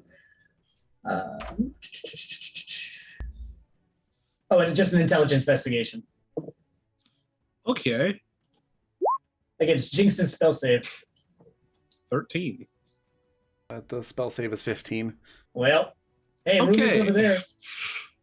So Dram sees that, gets a new idea. He he runs over by the tree and basically posts up sort of in between where Garvin would see Ruli, and then I guess spends his action to turn the high beams on. Okay. Wow, yeah. Woo! You're getting really, really bright. Excellent. You're not hiding well back there. Please move. Reverie. Let's make a wisdom save. Illusion really seems nonplussed by your comment. Oh yeah, illusion really just stand there. 14. Reverie, please. Roll 20, please. Roll 20, please. Baskin, you are actively being pursued. Garvin Great. is about 20 feet behind you at this point. Maybe a little bit more than that. Does it look like he's keeping pace, or that I'm a little bit ahead? It looks like well, right now you are a little bit ahead. Okay, great. In that case, He's going to think, shit, I'm very, very fucking jealous of you right now, but okay, Raichi, why don't you, go live out my dream and go fight a dragon? Yeah, that's going to be fine. Tell me about how cool it is. Yes. and well, you know, once it's Lychee's time, he will go and start harassing the dragon. So the dragon will either have to deal with him or keep moving fast. Okay. And will still dash and move the 100 feet, and will yell in Draconic, Hey, why don't you suck my ass, motherfucker? You are so fucking slow. Okay. Does Lychee get an attack on this, or just a pester? I mean, yeah, sure, we'll give Lychee an Yeah, attack. roll it. That whole 1 damage. Yeah. Here for it. Feathered Death Lychee. Where are we at here? That is a 19 to hit. That's gonna hit. Why does he get all the glory? All right, Okay. yeah. Yeah. 1 damage. Lychee Oh, swings one. down and strikes Garvin as who are you? And it addresses Lychee.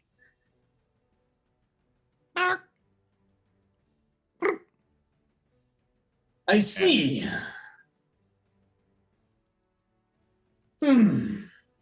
You have fight in you. Enjoy.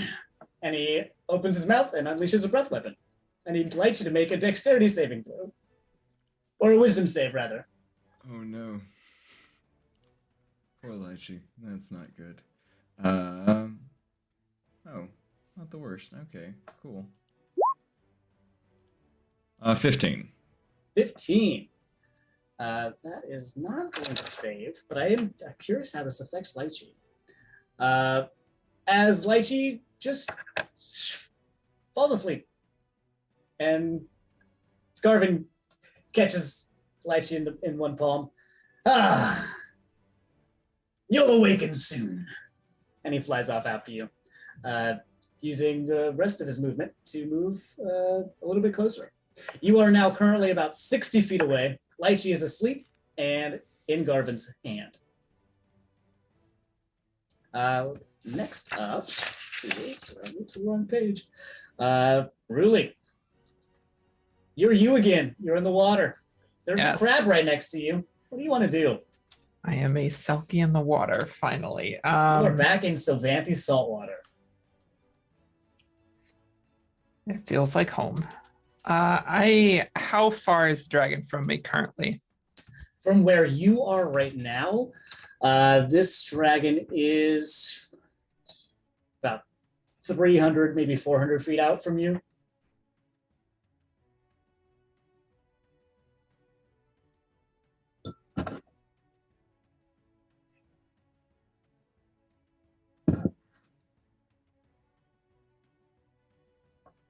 Okay, so there's not much I can do here. If I head more towards the lake, would he be closer or further away? Like, how is he moving in relation to?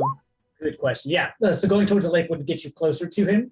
He is more of at a diagonal to you, so that would bring you, if you're like right angling it, that would be the way to go. Yeah. Okay.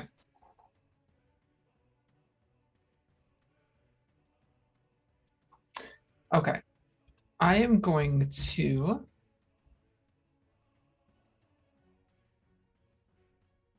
with this thing right next to me, I am going to, under the water, release a little bubble and Misty Step, disappear and reappear 90 feet further up in the river. And I'm going to action dash and use my movement, swim speed, I think of 40 as a Selkie. So I'm moving 170 feet up the river. All right. Wow. Yeah. As you get back to those rapids, you're back. You're in the lake. You're at the lake entrance essentially, and you can see that you've kind of kept not direct pace with them. They are a little bit more further out, but you are definitely going in the right direction. That was a good turn. Good speed. I'll stay below the surface of the water so I'm not seen.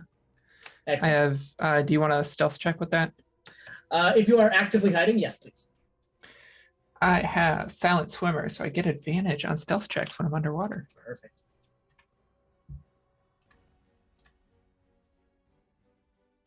I am finally in my element. 21. Hell yeah. You feel good about where you are right now. Jinx, you're up.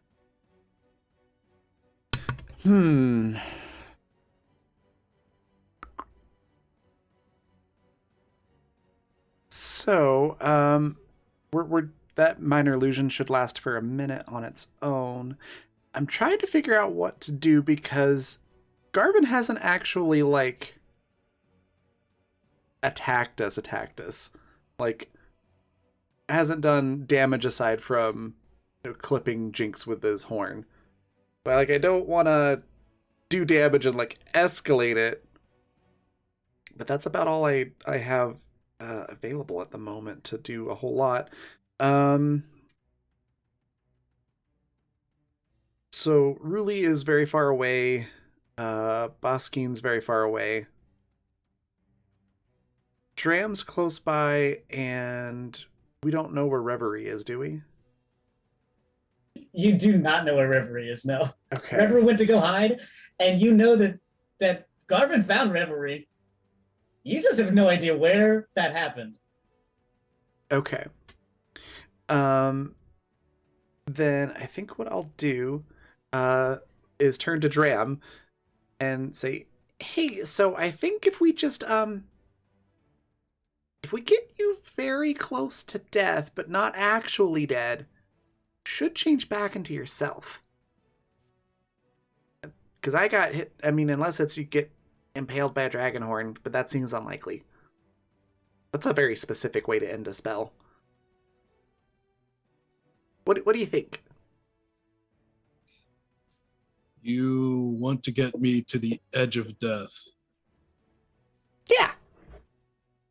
Not actually die.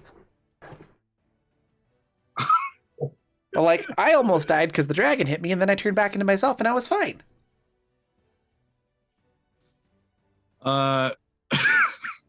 Graham quirks his pig head to the side a little bit, and it's just like, yeah, sure, why not? It sounds completely reasonable. Great. It's just my natural state all the time, right there, right next to death.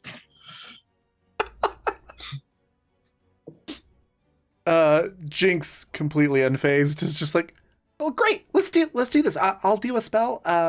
So I I'm feeling a little run down. So I'll do a spell that'll hopefully, I mean, definitely only take you to the edge of death. And then I can get healed up, and then I can revive you, and then you'll be back to yourself, and we can help them more, probably. Uh-huh. And right before you cast the spell, Durham goes, wait, revive? Out of character. Are you cool if I cast Wither and Bloom on you to try to get you back to your normal self? Yeah. Okay. So I'm gonna cast Wither and Bloom. So it's a con saving throw, taking, or I guess if you're willingly getting hit by it, but it's 2d6 necrotic damage on a failed save. And then one creature of my choice in that area, so me, can roll one of their unspent hit dice and regain number of hit points equal to that roll plus your spellcasting ability. Okay, so 2d6 necrotic damage, I guess. Which is 10. Okay, cuts through my 5 hit points. And then I get to do. I get 5 hit points back. Perfect. What does Wither and Bloom look like as you hit Dram with this? Your rave pig. So Wither and Bloom for Jinx probably looks not terribly dissimilar from Garvin's breath attack. It's probably pink and sparkly, but also like a rainbow sheen to it, as these magical knot spores, float around and deal chaotic damage to everything in the area. Probably like for like the grass and things like that, they randomly mutate into various different other kinds of plants right before they shrivel up and die. And then it just like shoots a rainbow right at Jinx and heals her. Sick. As Dram, you get covered in these shimmering, spory things that just take away your life essence. It feels like, as you both again pop and reappear at the same time, and you do take 5 necrotic damage, and you are you again. Oh, good, that worked. I mean, of course it worked. I knew it was going to work the whole time. Welcome back. Dram, you are up. It is also your turn. Oh, so it's me. So Dram just takes a moment to like pat himself down. He's just, oh God. What? Oh, okay. I'm me. Still alive. Yeah, see, I knew it would work. I didn't even have to revive you. Yeah. Thankfully not. All right, dragon time.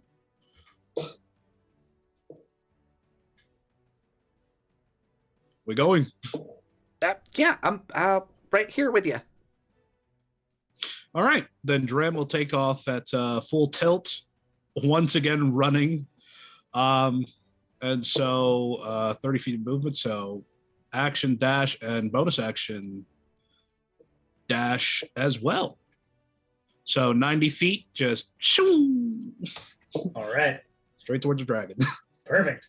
As you get, pretty close. They're still pretty far off from you. At this point, Garvin is about 60 feet from you, and the Triceratops is about 100 10 feet from you still.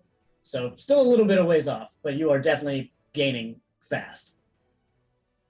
Oh yeah. Hey, Revelry.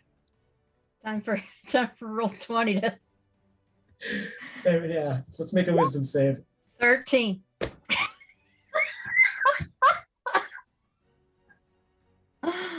This is like the opposite of my Friday game. I got to be a real cool game. I got to be a real cool guy on Friday. I come here and roll 20. He's like, nah, go screw yourself. No, As you're still- he's just lying there now. There's a couple of little birds that have now started looking around, just kind of watching. Bastion, you're up.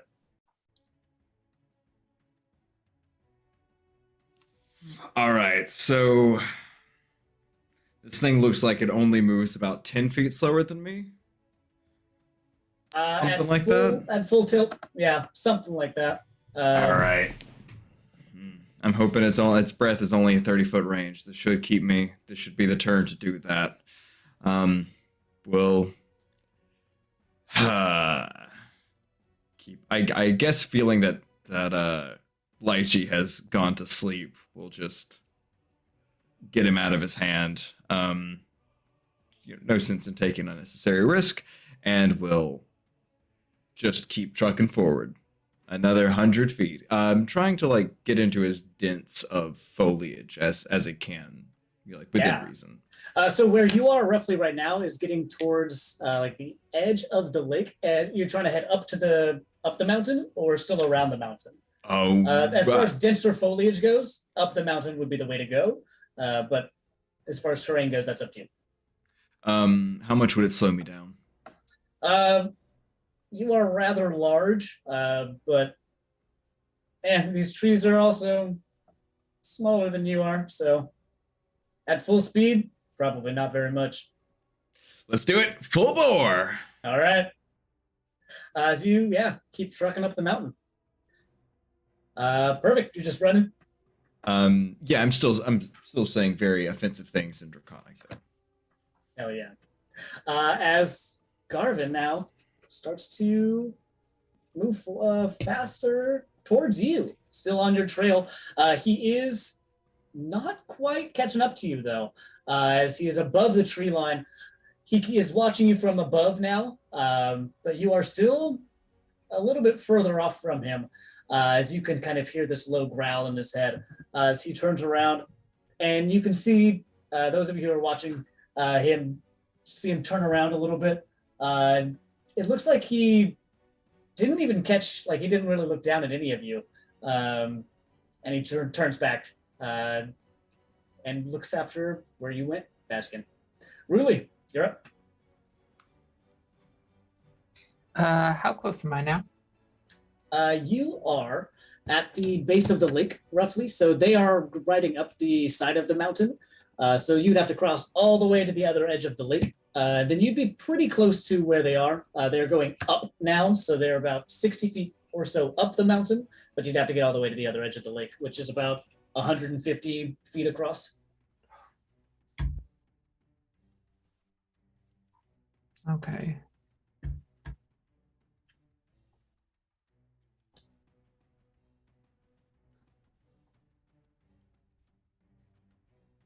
Okay. I don't know that I'm going to be able to catch them. By the time I get over there, they're going to go further up the mountain.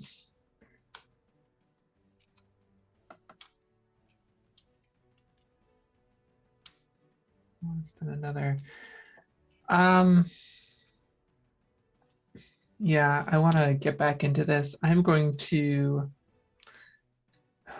blow into these spells. I'm going to Misty Step again, and then Action Dash. So that should bring me to the other side of the lake. It does, yes, absolutely. With that same motion, you hop, skip, and jump, step all the way over to the other edge of the lake. Yeah. Awesome. Going to stay below the surface to stay hidden and wait for my next turn.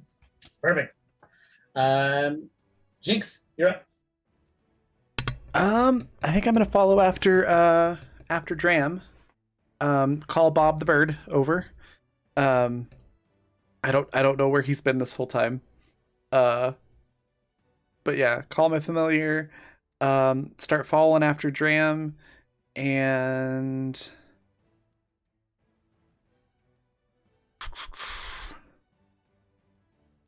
do I need concentration for this one?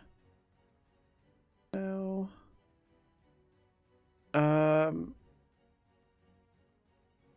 Yeah, I think I'll do the same thing that that Ruli did with Misty Step to catch up to Dram, because I think I'm a little bit slower than Dram is. Okay. Perfect. And what's your total speed on that then? That's a great question. So 30 feet with that, and then my normal move speed is 40. And then however, like the full round action to, or whatever. Or I guess not full round because I have to cast a spell, but like the dash or however it works. I can never remember how that works in 5th edition. Yeah, you just use your action or your bonus action to do another movement. So double your movement plus your Misty Step. Okay, so 80, 110 feet. Okay. So you've actually surpassed Dram at this point. As you went a little bit faster than him. As Dram, you see Jinx just blast by, just wipe right by your head. You are up. What are you doing? Okay, I see that happen, and then I shoot off past her Okay. with 90 feet of movement again. All right. As you blast off, you are gaining ground a little bit now. Now they've turned a little bit, so as you start to make your turn to try and engage them, you can still see that Garvin is flying still ahead of you for sure, but he's slowed down a little bit, trying to figure out where this Triceratops is going. It looks like he is currently about 70 or 80 feet out, so probably if you do the same things next turn, you'll at least be where he is currently. Anything else, Dram? No, that's it. That's my Okay, great. that's my movement action and bonus action. Reverie. Wisdom save.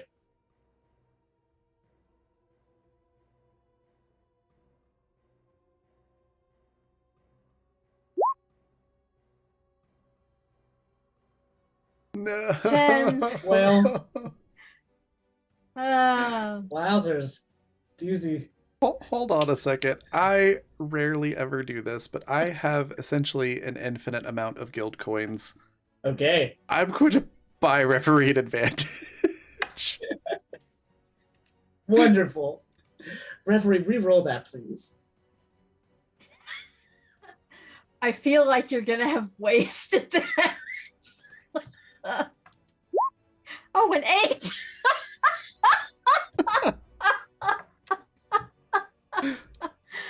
I appreciate the gesture. No. I appreciate the sentiment. But yeah, referee is that gif of Lilo from Lilo and Stitch lying on the floor. Leave me alone to die. Let's see. So brutal. Yeah. Actually, that has been 1, 2.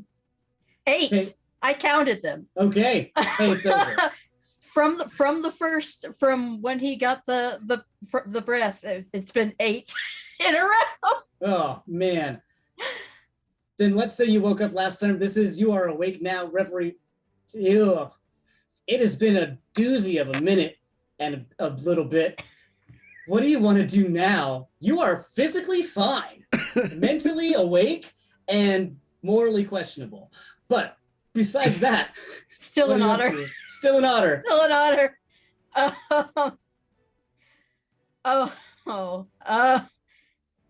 He's gonna like snap at the birds, furious. They're like, get the fuck out of here.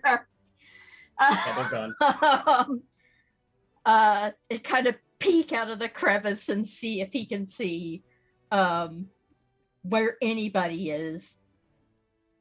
Actually, yeah, go ahead with your even perception right now. You can see you went up the mountain and currently Heading towards you is a Triceratops through the trees and a Garvin in the sky. They are a little bit further down the mountain. You are at the near the top, but you can see that they are down towards your right. As far as everybody else, you're still in pretty dense trees, so you can't quite see where they are. Oh, goody. I'm gonna try and be subtle about it. Like, I'm probably not gonna be able to stealth it, but I'm not gonna like be loud about it. But spider climb, that's handy. Start making my way towards Garvin, because I'm tiny and I want him to hear me when I talk to him. So I think I've got a movement speed of 20 or something like that. Okay, you just climbing up a tree. Yeah, just moving towards him.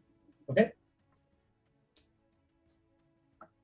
As you can definitely get closer. He is heading in your direction, though, for sure. At least right now. Baskin, is he heading in that direction? What are you doing? You're running through the trees. We're still running through the trees. Running Alright. through those trees. As And still saying very hurtful things. Very Wonderful. hurtful. Oh, he loves that. Another 100 feet trampling through. You are leaving a wake. These trees that were in the ground are now kind of being shoved off to the side. Some of them are being pushed down underneath you, but hey, they're not slowing you down. And that was surprising. And Basket, you might feel pretty good about that.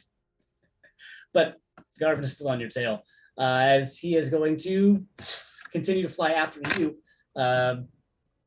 And fly up over the mountain. As you are now reaching the top, he is just going to go straight up into the air. And he's going to look around, see where everybody is, and then he's going to just float above the mountain right now. Aruli, you are up. You see that Garvin is at the top of this mountain. You are still in the water, though, at the very edge of the lake. How far away from me is he? He is this mountain is about 250 feet. Yeah. So it was a waste of spells trying to even catch up.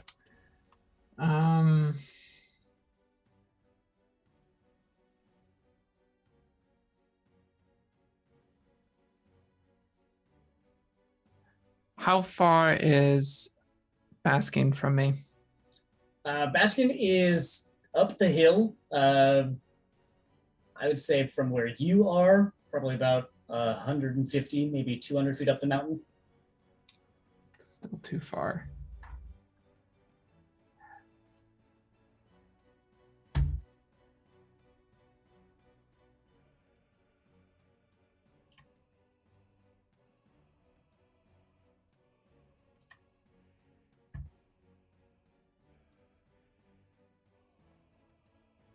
Do I see the other two party members?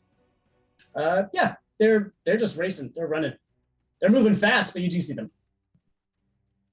And You they're also running see a towards- mirror image or image of yourself as a donkey that's just back there a little bit. But yeah, they're running towards the mountain. Okay. How close are they to me? To you, they would be about probably 30, 40 feet. They're out of the water, but they're not too far out. Okay. Literally the only thing I can do at this point.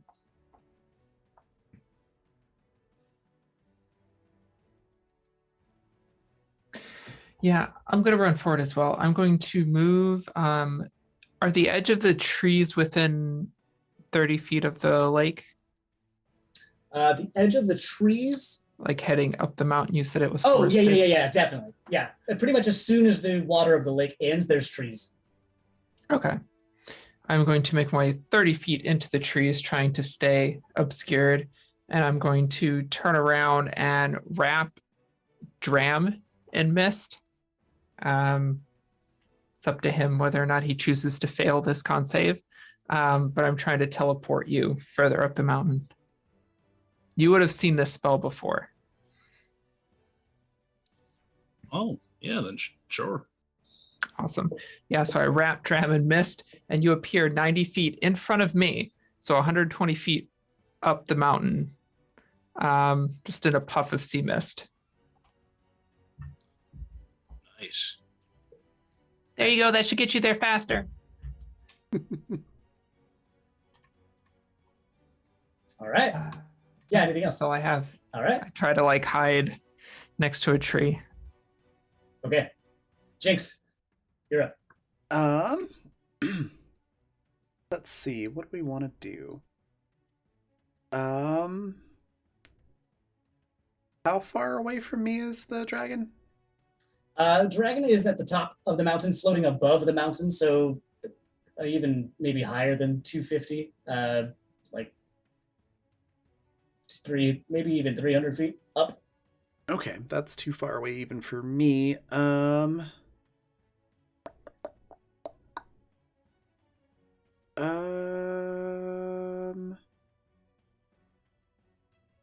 Yeah, I'll just do the Misty Step and dash thing, so another 110 feet towards Garvin. Okay, as you start heading back up the mountain. Dram, you just got teleported 90 feet up. And the Garvin's just sort of floating there?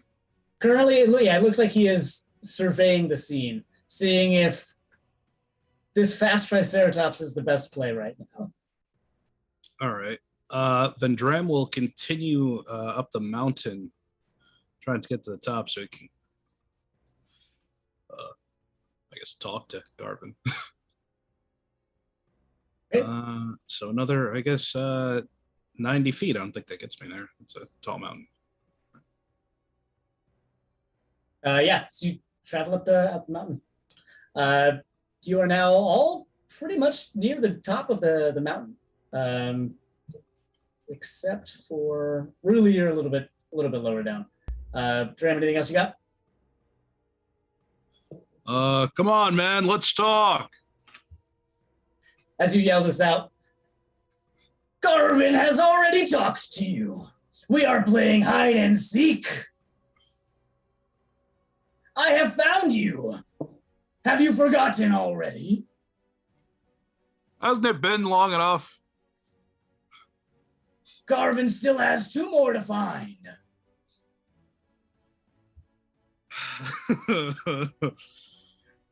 Come Unless you on. would like to escalate. Ask what?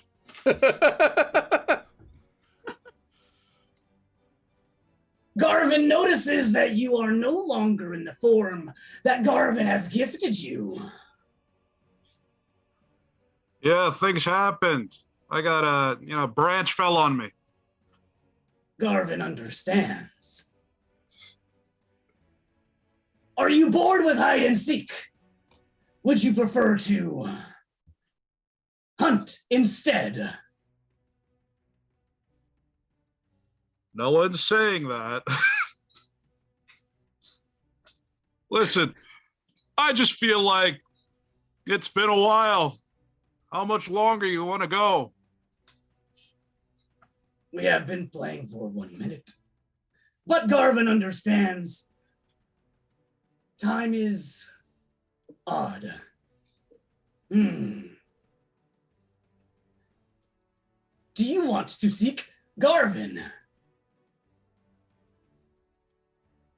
What? Oh, sorry, could you repeat that? Do you want to seek Garvin? Dreb sort of looks around to see if any of the party is nearby. It's like, oh. Yeah, everyone's kind of right around. He's talking kind of in your minds. Everyone Hey! is kind of right around you. So Except for he's talking. Triceratops. He's talking in our minds, but Drem still cups his hands over his mouth to yell. Hey, do we want to switch and seek Garvin? No, I want to kick his ass if we're going to do anything different.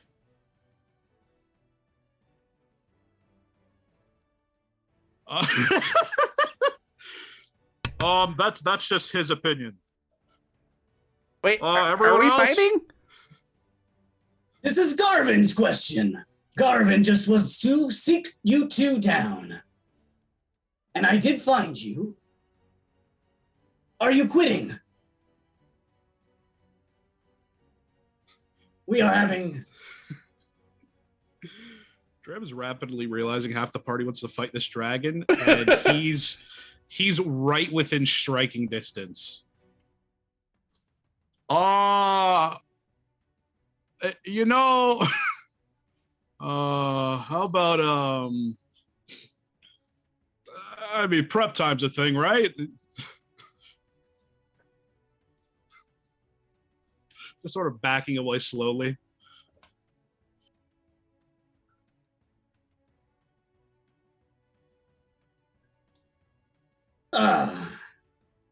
Well.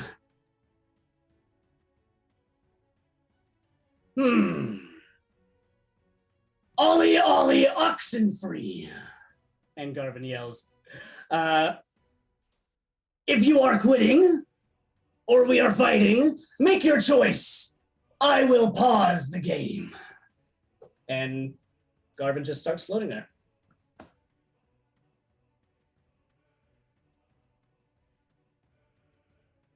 Graham will calmly Continue. and slowly return, just eyes on the dragon, but backing down the mountain. I see. Was this a ruse? As now he has talked for a little while. Really? Revelry, you are up. Reveries up in the tree now, and they're kind of cups his wet paws around his mouth. It's like, hey, you found me. You found us. I love a good game as much as anybody. And fighting seems like a waste of time, especially when it seems like there are signs that the coven of is seems to be making moves, making forays out from Sylvanthe and possibly around Sylvanthe. Who knows? They might try to make moves into here. Okay. Are you just selling, or what is your ultimate outcome from this? Maybe try to, in this game, focus on, maybe there are Okay. bigger things to worry about. Make a persuasion check. Oh, gosh. Would that be just a regular old persuasion check? It's a regular old persuasion check. 19. As he pauses and looks down at you. I see. This would be interesting. I wonder what will happen. We will discuss this as well. And I have a relationship. But we will discuss. And that's what you get. Anything else? Reverie just kind of sighs, and he visibly just kind of slouches. He's so tired. I mean, that's fair. You've been dying for a little bit. Just dying for 8 turns. Anything else from Rev? Well, interesting, yes, but they tend to be quite unpleasant. I mean, I don't think you have a beautiful island, and I don't think they do nice things with the place. If they made inroads here,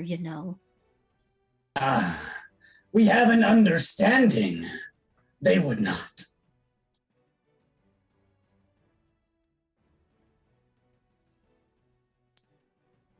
Uh, Baskin, you're still running. What are you up to? Hey, yeah, that's cool. You can really stop. That's fine. I'm really tired of running. So I mean, I am all on board for a fight, or maybe if you want to keep this friendly, we could wrestle. That would be fun. We could just wrestle a little bit and see who would win, and then that could just be the end of this bullshit. But also, I work for the hags, and yes, this is something that they would do. Not those hags. I work for the Ehib hags. They would definitely find a loophole, you know. Ah. I have not met those hags. I am interested, though. We There are looking to trade.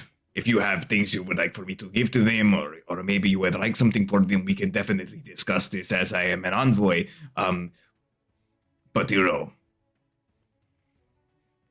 I would like to visit. great. I'll tell them that you are coming. I am already on my way.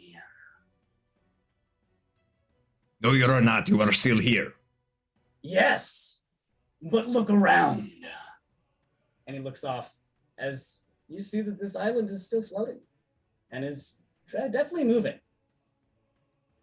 Underneath you, you see that the forest is still traveling and the realm of Ninfandor is approaching you.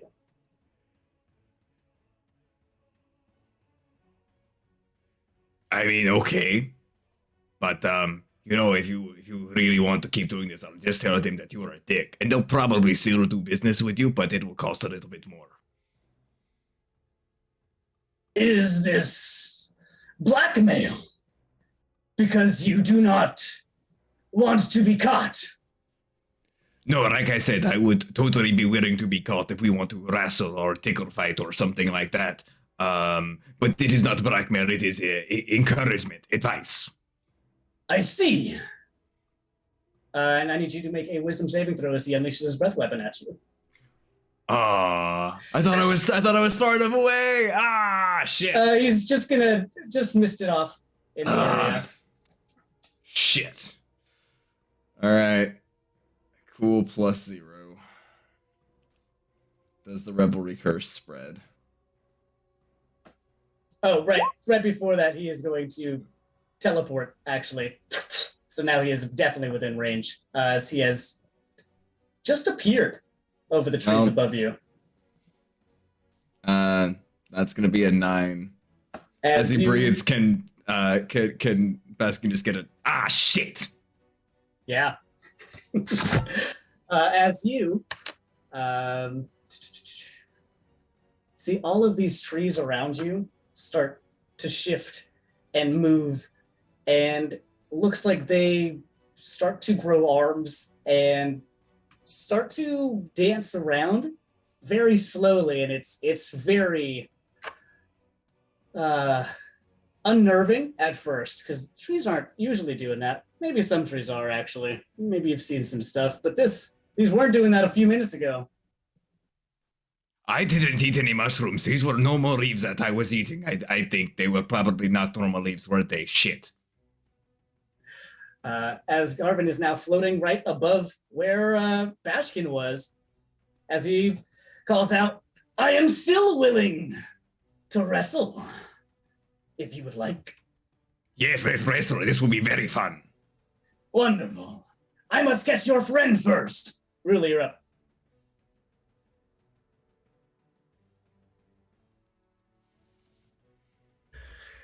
How close am I? Right now, you are. Wow, you went up the hill about 30 feet, and they are about 90 feet from where you are right now. So I can get within 60 feet. Okay, so I can't do my Selkie song. But I would like to buy us some time. But I don't want him to know where I am. So I'm going to spend a sorcery point to subtle cast from behind a tree, just work my fingers through the air, and an aurora borealis appears in front of Garvin's face as I cast hypnotic pattern. Okay. All right.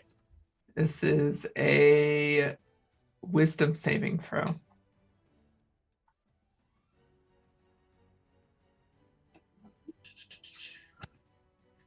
That's going to be a 17. Just makes it, and I'm not close enough to reduce it. Okay, so that fails. I realize what I should have done instead now, of course, moments later.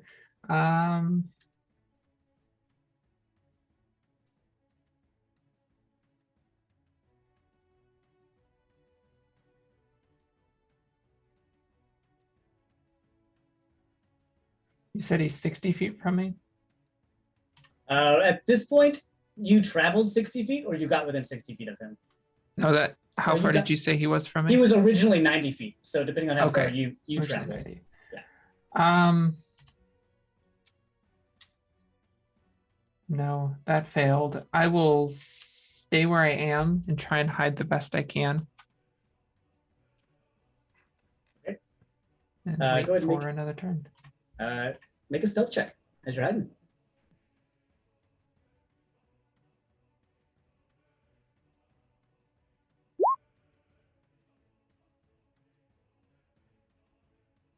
Okay.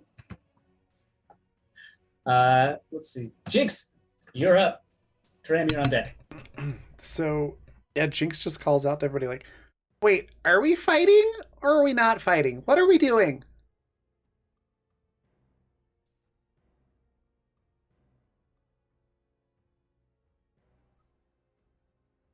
And then, not hearing an answer, she'll turn to Garvin and be like, "Hey, Garvin, is this like you want to like fight us and eat us eventually, or are we just having fun?"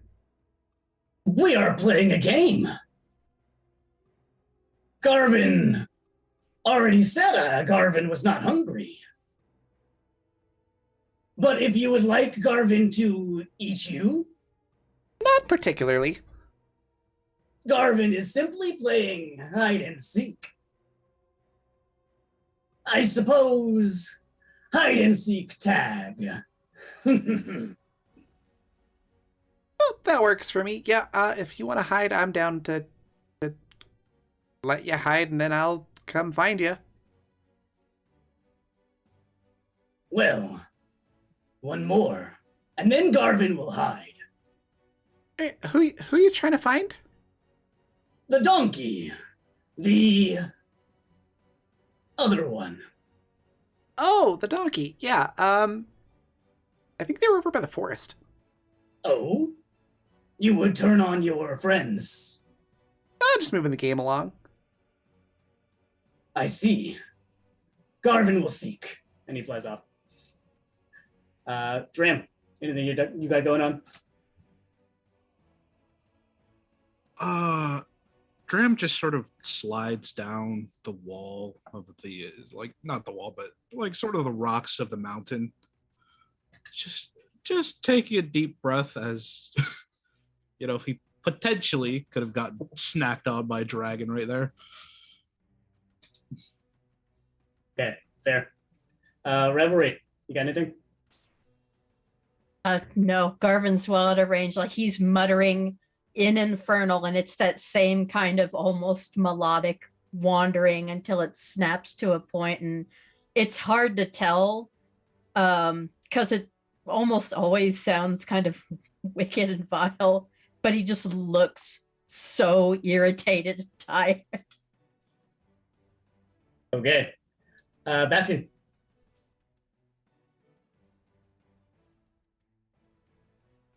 Well, Baskin is still tripping. Yes, A little right. bit. Wisdom saving throw for me. Please. Yeah, you know, we're having a fun time. Real fun time, you know, just tripping shit. That's a 10. Great. Well, Okay. hopefully we're still on the come up. Gonna Yeah. get a little rocky before it gets good. uh, yeah, Baskin's just like, well, I don't really know what we're doing, but things are really weird right now. With someone, and then just kind of trail off. Okay. As Garvin flies off and Jinx with your direction, and really with that less than stellar stealth check, does find you and well. Didn't Jinx send him in a different direction towards the Yeah. illusory donkey? Yeah, she that's did. True. Yep. Because he's never seen my actual That's form. fair. That's fair. He flies over right to the illusory donkey, and with that very clearly, just you standing there, you all hear in your heads, "Well, I expected more." And he unleashes his breath weapon at this thing that, and he rolled bad. This thing that he thinks was you. As it doesn't move or do anything. Really, you're still hiding? How far am I from him? Right now, he has flown about 100 feet from where he was, so maybe a little less than that. So where you were, he is kind of just flew right, not directly over your head, but about now 60 feet in the other direction. Okay. This is verbal. Yeah. So once he's 60 feet away, does the breath weapon. I'm going to, poorly hidden behind a tree. I'm going to quicken Mind Sliver. Okay. So giving out a short squeak. That is intelligence saving throw.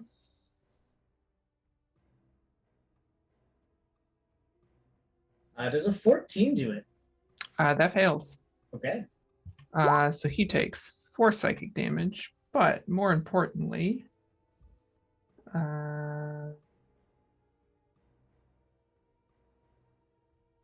he will subtract 2 from his next saving throw. Okay. And I'm going to move from where I am 30 feet, kind of over in the woods to try and hide again. And I'm going to subtle cast Hypnotic Pattern again, the polar lights appearing in front of his face. So that's a wisdom saving throw -2 for him. All right. That is going to be a 15. That fails. So Okay. he's stunned. All right. As he is looking at these hypnotic patterns. So he is stunned. I am immediately going to regroup with the rest then, because we have 60 seconds. Currently. Okay, All right, I you have have him. I have him stunned. 60 seconds, so we can think of a plan. We can flee if we want. We can surround him and attack. We can come up with a ruse. What do we want to do? Attacking a dragon seems like a really bad idea. Probably. I mean, a really fun bad idea, but yeah, I guess. If being dead sounds fun. I don't know. The Raven Queen makes it sound like it's okay. Yeah, I was just dying for like a whole minute. It wasn't fun. Well, not the dying part, the being dead part. Reverie just kind of stares at Jinx, unblinking. Jinx For stares like a right back, unblinking. She doesn't blink. Wait, are you still an that's otter? kind of the point. Oh yeah, you are still an otter. Yes. Out of character. What were we on this island to find out again? Just what's going on? Okay. It wasn't Garvin to is like find somebody obviously- here. Garvin is obviously no help.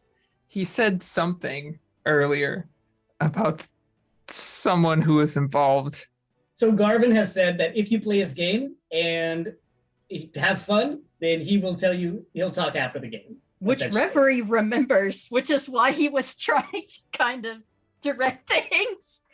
I don't know if you've noticed, but there doesn't seem to be anything else on the island that talks to us. The giraffe didn't seem friendly or talkative. Okay, so we can make him. Whatever the long neck head bash, that whatever it is. Jeffrey is sadly not our friend. Okay, well, if what we need to do is end the game, then you can make the illusion of Donkey Me disappear, and I can go stand there like, oh no, I got hit, and then you found me, and then the game's over, and then we can try and get the information out of him. That sounds like a good plan. I mean, it's not a bad idea. I understand the benefits to it, but I also would really like to wrestle with a dragon hero. This is a once in an existence chance. How often am I going to get to wrestle as whatever the fuck this is, big lizard thing? How often? No, not little tiny Baskin. No, this is big Baskin. How often am I going to get this chance? You know, That is very true. Maybe you could make that. Maybe you could make that a game. No killing each other. He seems to be able to transform things, so you both have to be in like the same form or something. No, fuck No- that. no- No, I no want to killing wrestle each like other? this. But after we get the information, let's get the information first, and then we can play more games if we want to. Yeah. But there we go. are moving very far off course with this island. We're not going to be over the forest for very much longer. I don't know if that's good or bad. But we do need to figure out what's going on, where these islands, why they're up in the air, and all of that. So let's end the game, get the information, and And then you don't can die. wrestle a dragon. Yes, and just don't die. above the table real quick. We were on this island to find Amir's to find Amir's tree, right? This Or was is that a not- different that's- item? That's a different island. Different island. Okay. Mhm. I need this island because my seal skin was damaged, so I need to soak That's it in the right. seawater here. Okay. But that's going to take an That hour. explains. How do we leave, by the way, before we end this discussion? Oh yeah, you all can't fly anymore. Yeah. You know, if we placate our friend, maybe he'll help us off the island. I mean, he's irritating, but he might potentially be helpful if we play his little games. Possibly.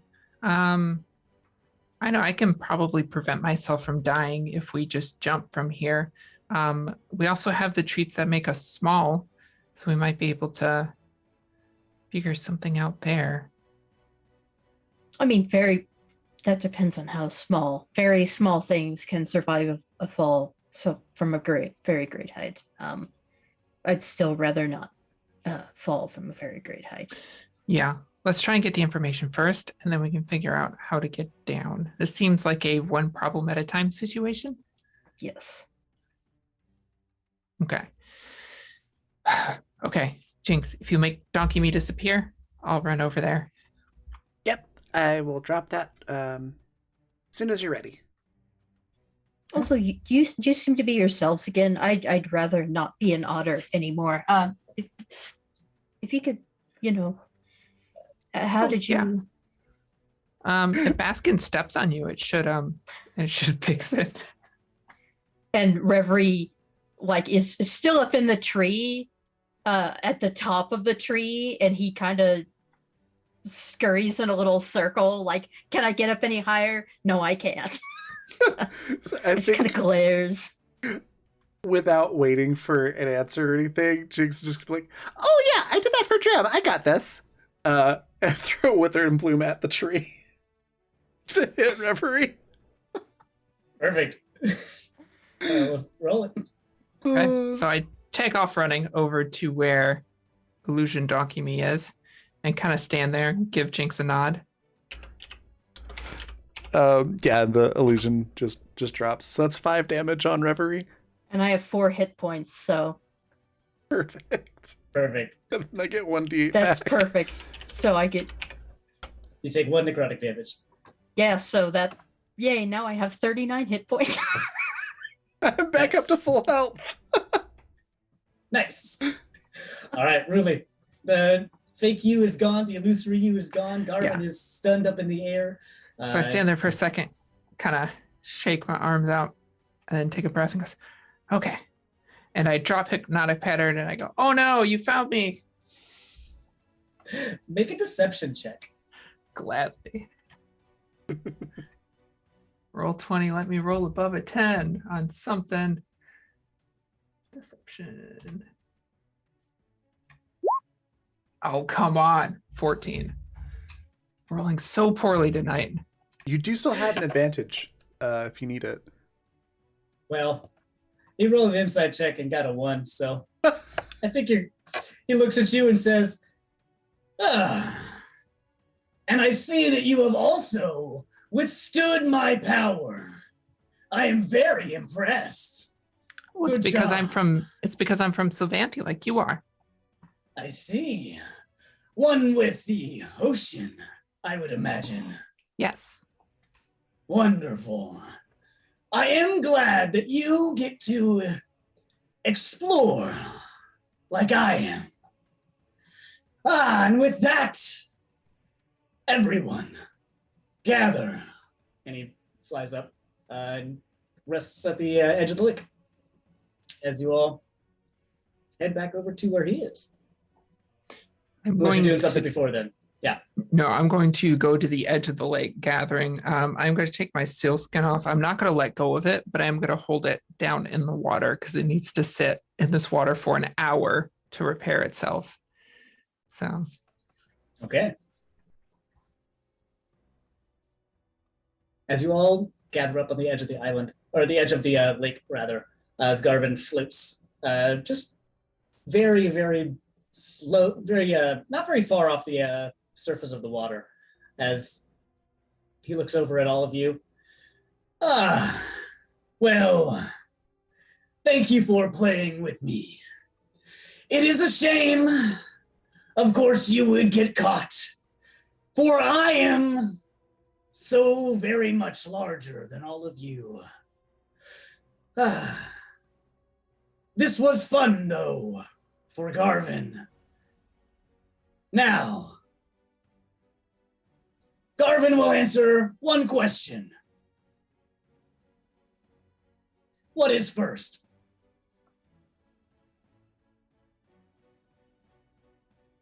I mean, I looked at everyone else, but I feel like there's the one question we came for is what we want to ask, right? Yeah. Jinx looks at Ruli, just like, what was the question again? I'll look back up at him. Who is making the islands float?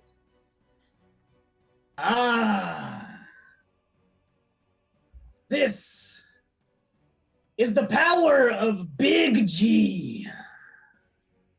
And he watches over us always. Obviously, Garvin alone would not be able to explore to this extent. As you would know, being secluded is not good for one's soul. And thanks to Big G, we can explore and see new things in new places.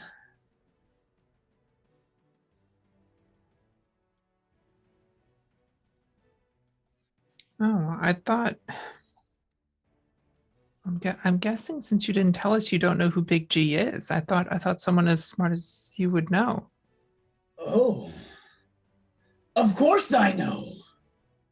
Big Really? G is my God, my one deity, the one who has made this possible. has gifted me my strength and size.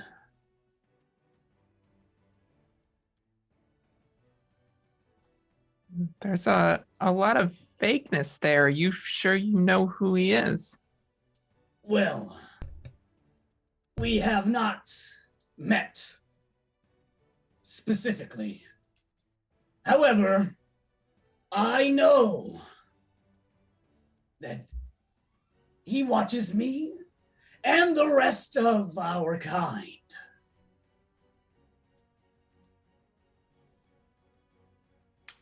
But he's never given you a name. My name is Garvin. No, he's never given you his name. His name is Big G. That's a nickname. That's not a name. And what is your name? Why do you ask?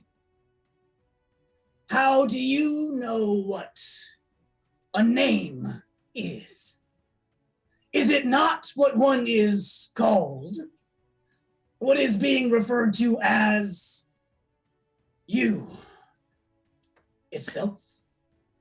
That is true. I'm just looking out for you. You're a new friend, so I'm just making sure that you're not getting double crossed or anything. No.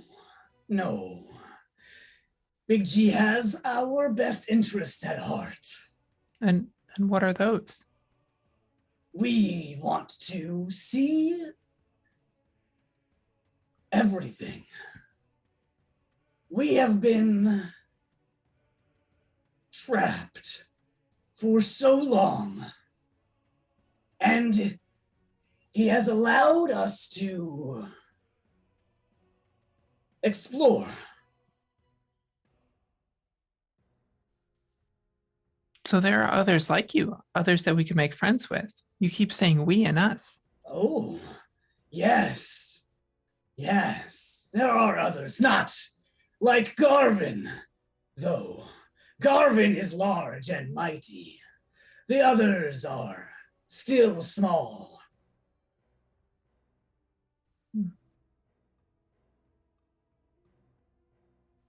I look to the rest to see if there are any questions they've thought of.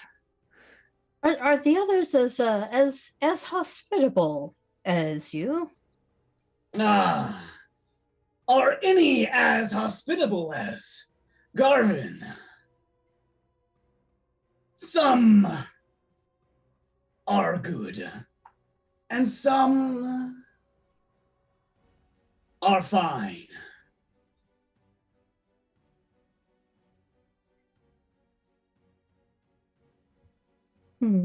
So, where would we find this Big G? Where the realms meet, he resides over all and everything, watching. Well, the realms are meeting right now, like everywhere, and I haven't seen a Big G. You have not looked hard enough. Jinx just squints really hard and looks around. Do we get the sense he's talking about the giant mountain that's floating?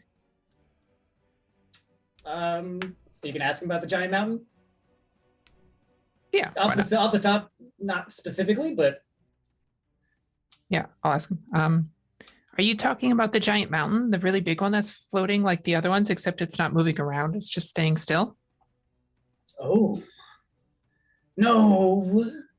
Although it is traveling, maybe slower than the rest. But that is where one of my friends resides.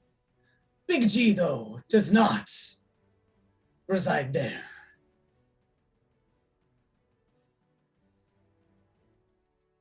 Well, how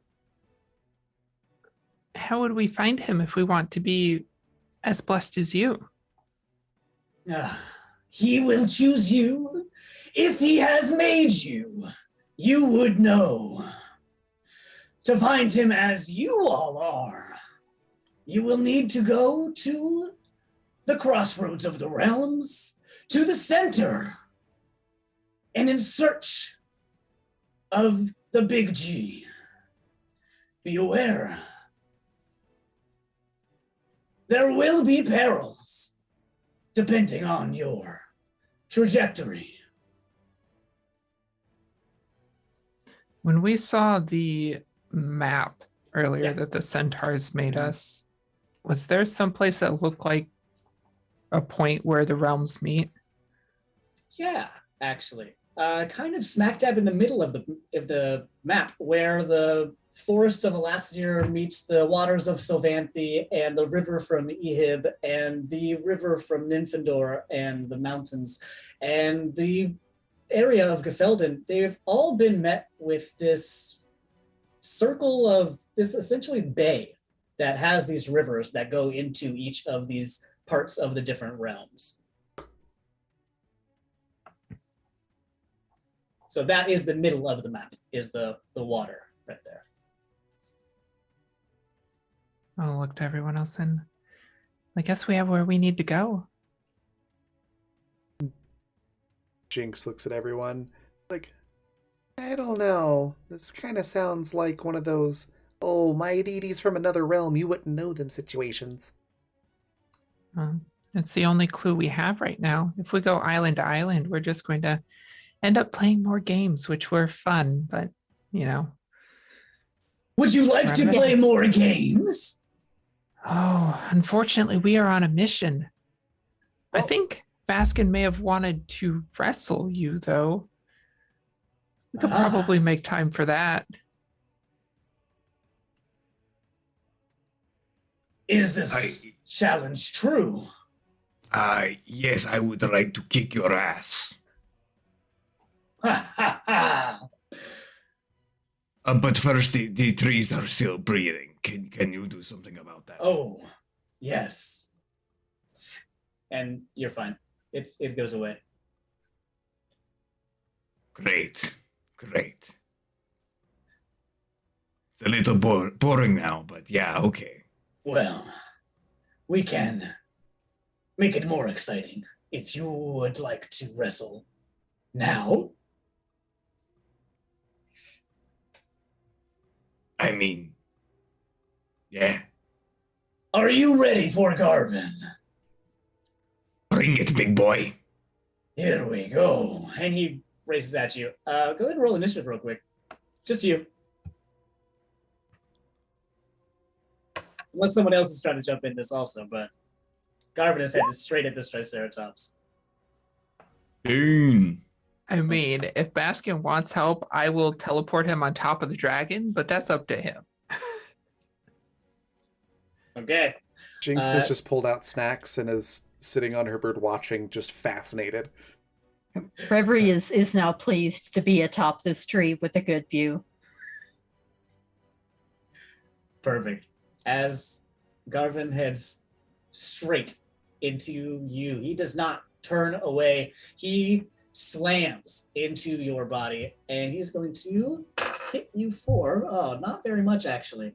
How's a 14 looking for you right now? 14 will hit. So my Okay. AC is only 13. All right. He's going to slam into you at full force, just like that, and give you, where did my D10s go? That's never a good sign. Yeah. Hope it's like 1, 2. He's going to get you for 15 bludgeoning damage as he slams into you. And he starts to wrap his tail around you. What do you want to do?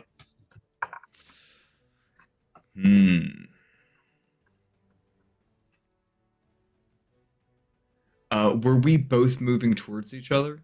Yeah, as far as Okay. yeah, I think so. You guys just sprinted. Yeah. Collision.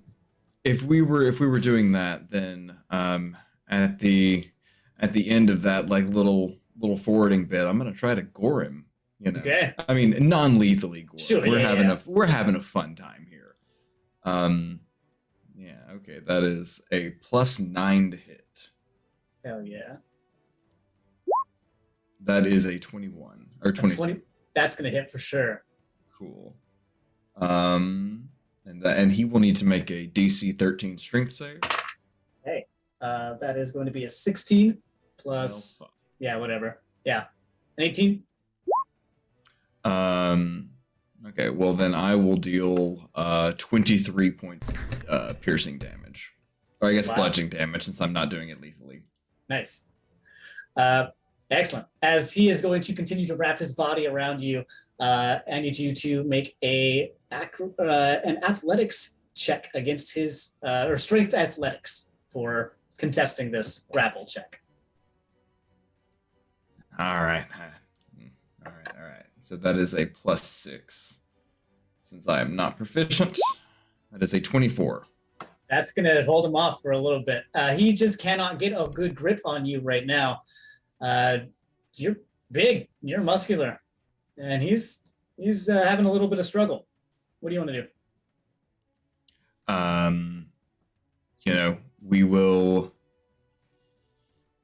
move. Try to get out of his little coils and move. And if he takes an attack, he takes an attack. It is what it is. I will get 25 feet away, turn around, and do it again. All right. He is going to try and take a swipe at you, but that's going to be a 7, and that's not going to make it. Not gonna do it. Okay, not going to make that.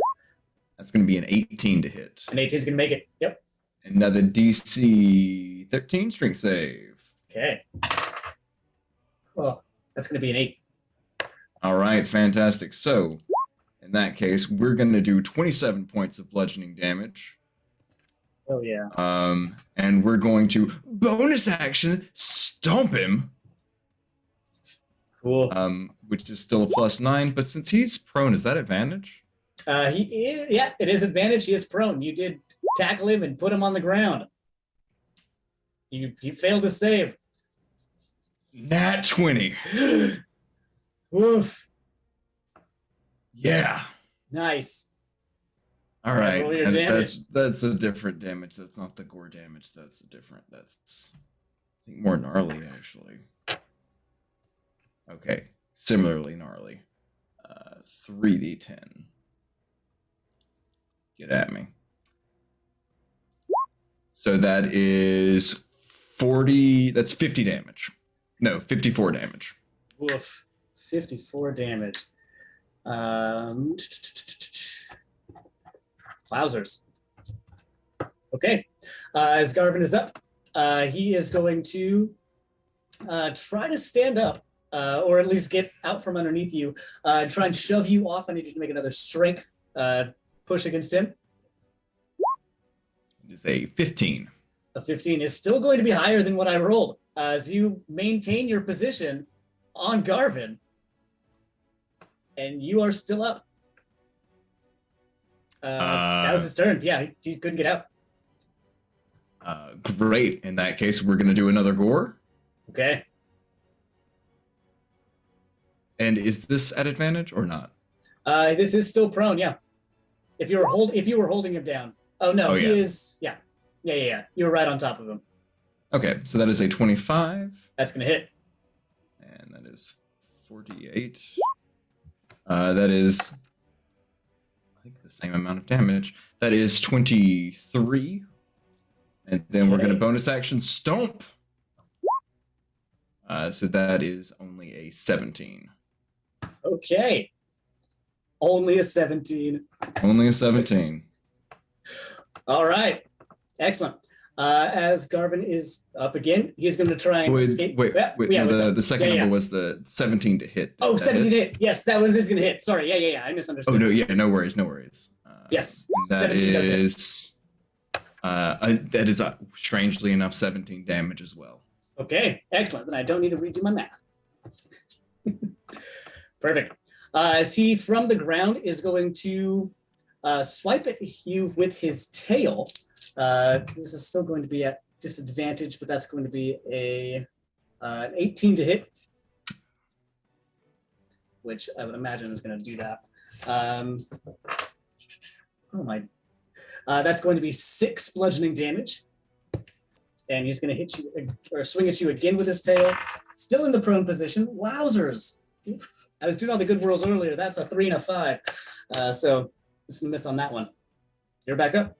He is still prone. Gore 23 with another cool 22 damage. Okay. And a stomp. That is going to be a 22. Yeah, 22. 22 is going to hit. Or another 23 damage. 23 damage. Okay. Wow, you're dealing some heavy damage. Triceratops is sick. Triceratops is CR5. Hell yeah. You get some good slashes in. Garvin is still prone, and he is going to try and tail whip Gore attack you off again, still at disadvantage. So let's see if he can do that this time. That's going to be a 13. That will hit. All right. Let's see. And that is going to be 7 bludgeoning damage, and I need you to make a dexterity saving throw as he's trying to push you off away from him. Less excellent. That is a 17. Okay, yeah, you are maintaining your stature right here. He is still prone, and you are still on top of him. He dealt you a little bit of damage, but what do you want to do? It's your turn. You know, this is round 3 in wrestling. He'd be out by now. Yeah, Let's go ahead and take that gore, which is going to be a 24. it's gonna hit.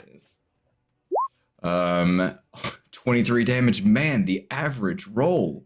And I think every roll has been within 1 point of average. Absolutely crazy. And attack number 2. Oh, that's only a 14. 14 is not going to hit, but wait, do you have anything else with that? No, that was my attack and bonus action. Well, with your 23, how do you want to do that?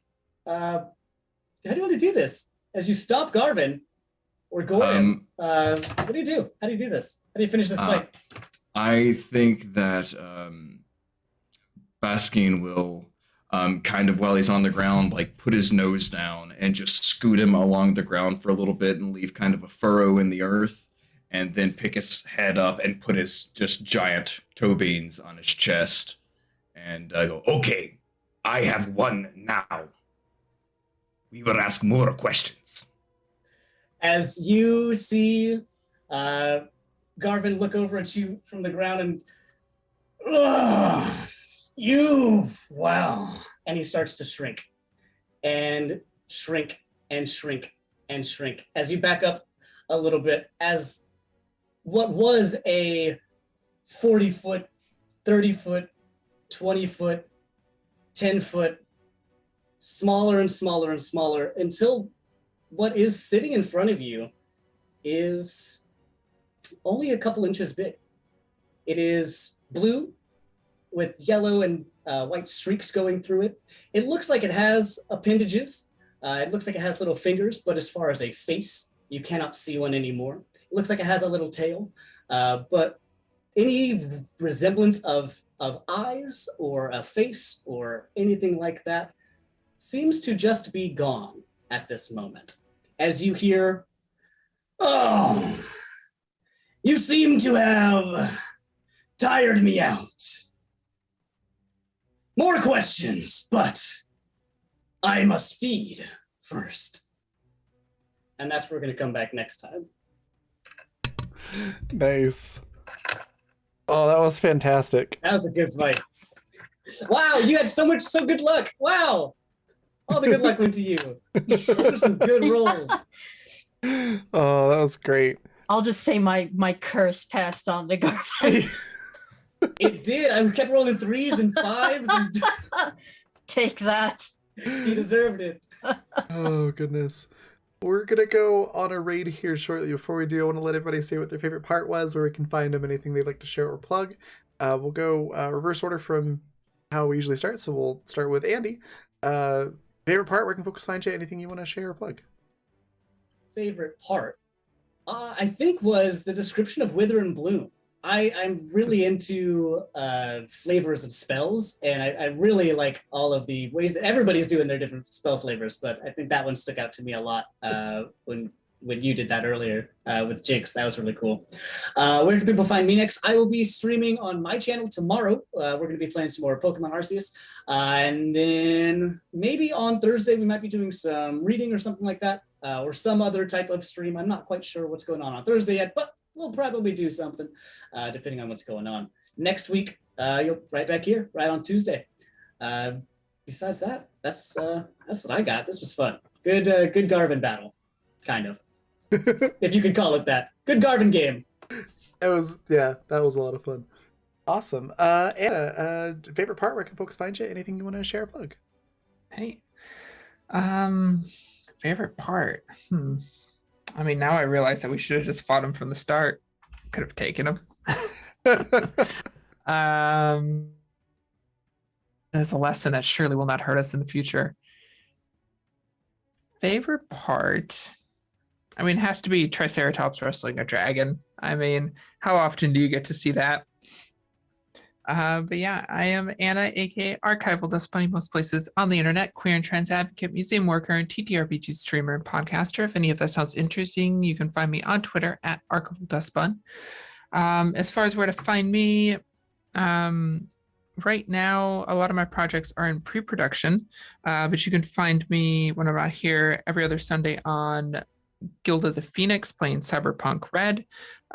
Next month, we will also have a Parslings mini campaign over there as well.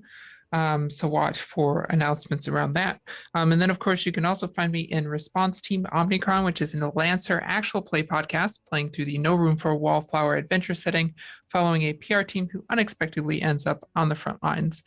We have sci-fi feels, roleplay, focused characters, and narrative first mech combats. So if you like any of those things, you should check us out. You can find us anywhere you normally get your podcast and on Twitter at RT Omnicron. Yeah, best place to see where and when I'm streaming and any announcements for some of the really cool future projects I have coming up. Give me a follow on Twitter. Awesome. Next, Par. What's your favorite part? Where can folks find you? Anything you want to share or plug?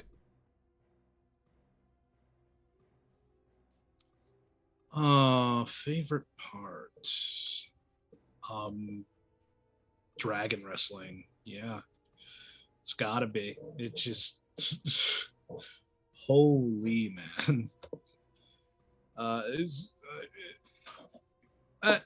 never expect, you never know what to expect in D&D, but that's just kind of blew my mind.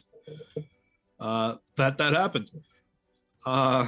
You can find me next on my Twitch. I'm back to streaming semi-officially, and I've been getting on there streaming some things. So you can follow me at Mr. Par here on Twitch.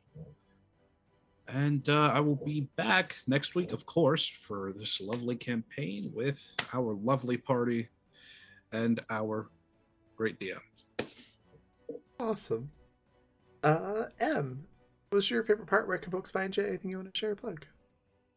Come on, it's dragon wrestling. It's that, not only that, but the fact that I'm not gonna lie, the fact that I kept failing wisdom throws actually became hilarious. And then the fact that all of a sudden Garvin got the Roll20 curse, and I'm just here mentally going, Alexa, oh, that's so sad. Alexa, play Cell Block Tango. You can find me on Fridays at 7 p.m. Central Time on the Blackfeather YouTube channel for Welcome to Madison. It's a surreal horror show. It's a lot of fun. Things really escalated last time, so I'm really excited for that. And I'm really excited for next week here, because Garvin needs to feed doesn't sound ominous. It's You got tuckered out. You got tuckered out. Yeah. Oh, all right. Also, go check out at X the Transient on Twitter. Goo Honey couldn't make it tonight. Hopefully, we will have her back here within the next couple of weeks. She's having some internet issues. But yeah, definitely go check her stuff out. She's an artist and she's really cool.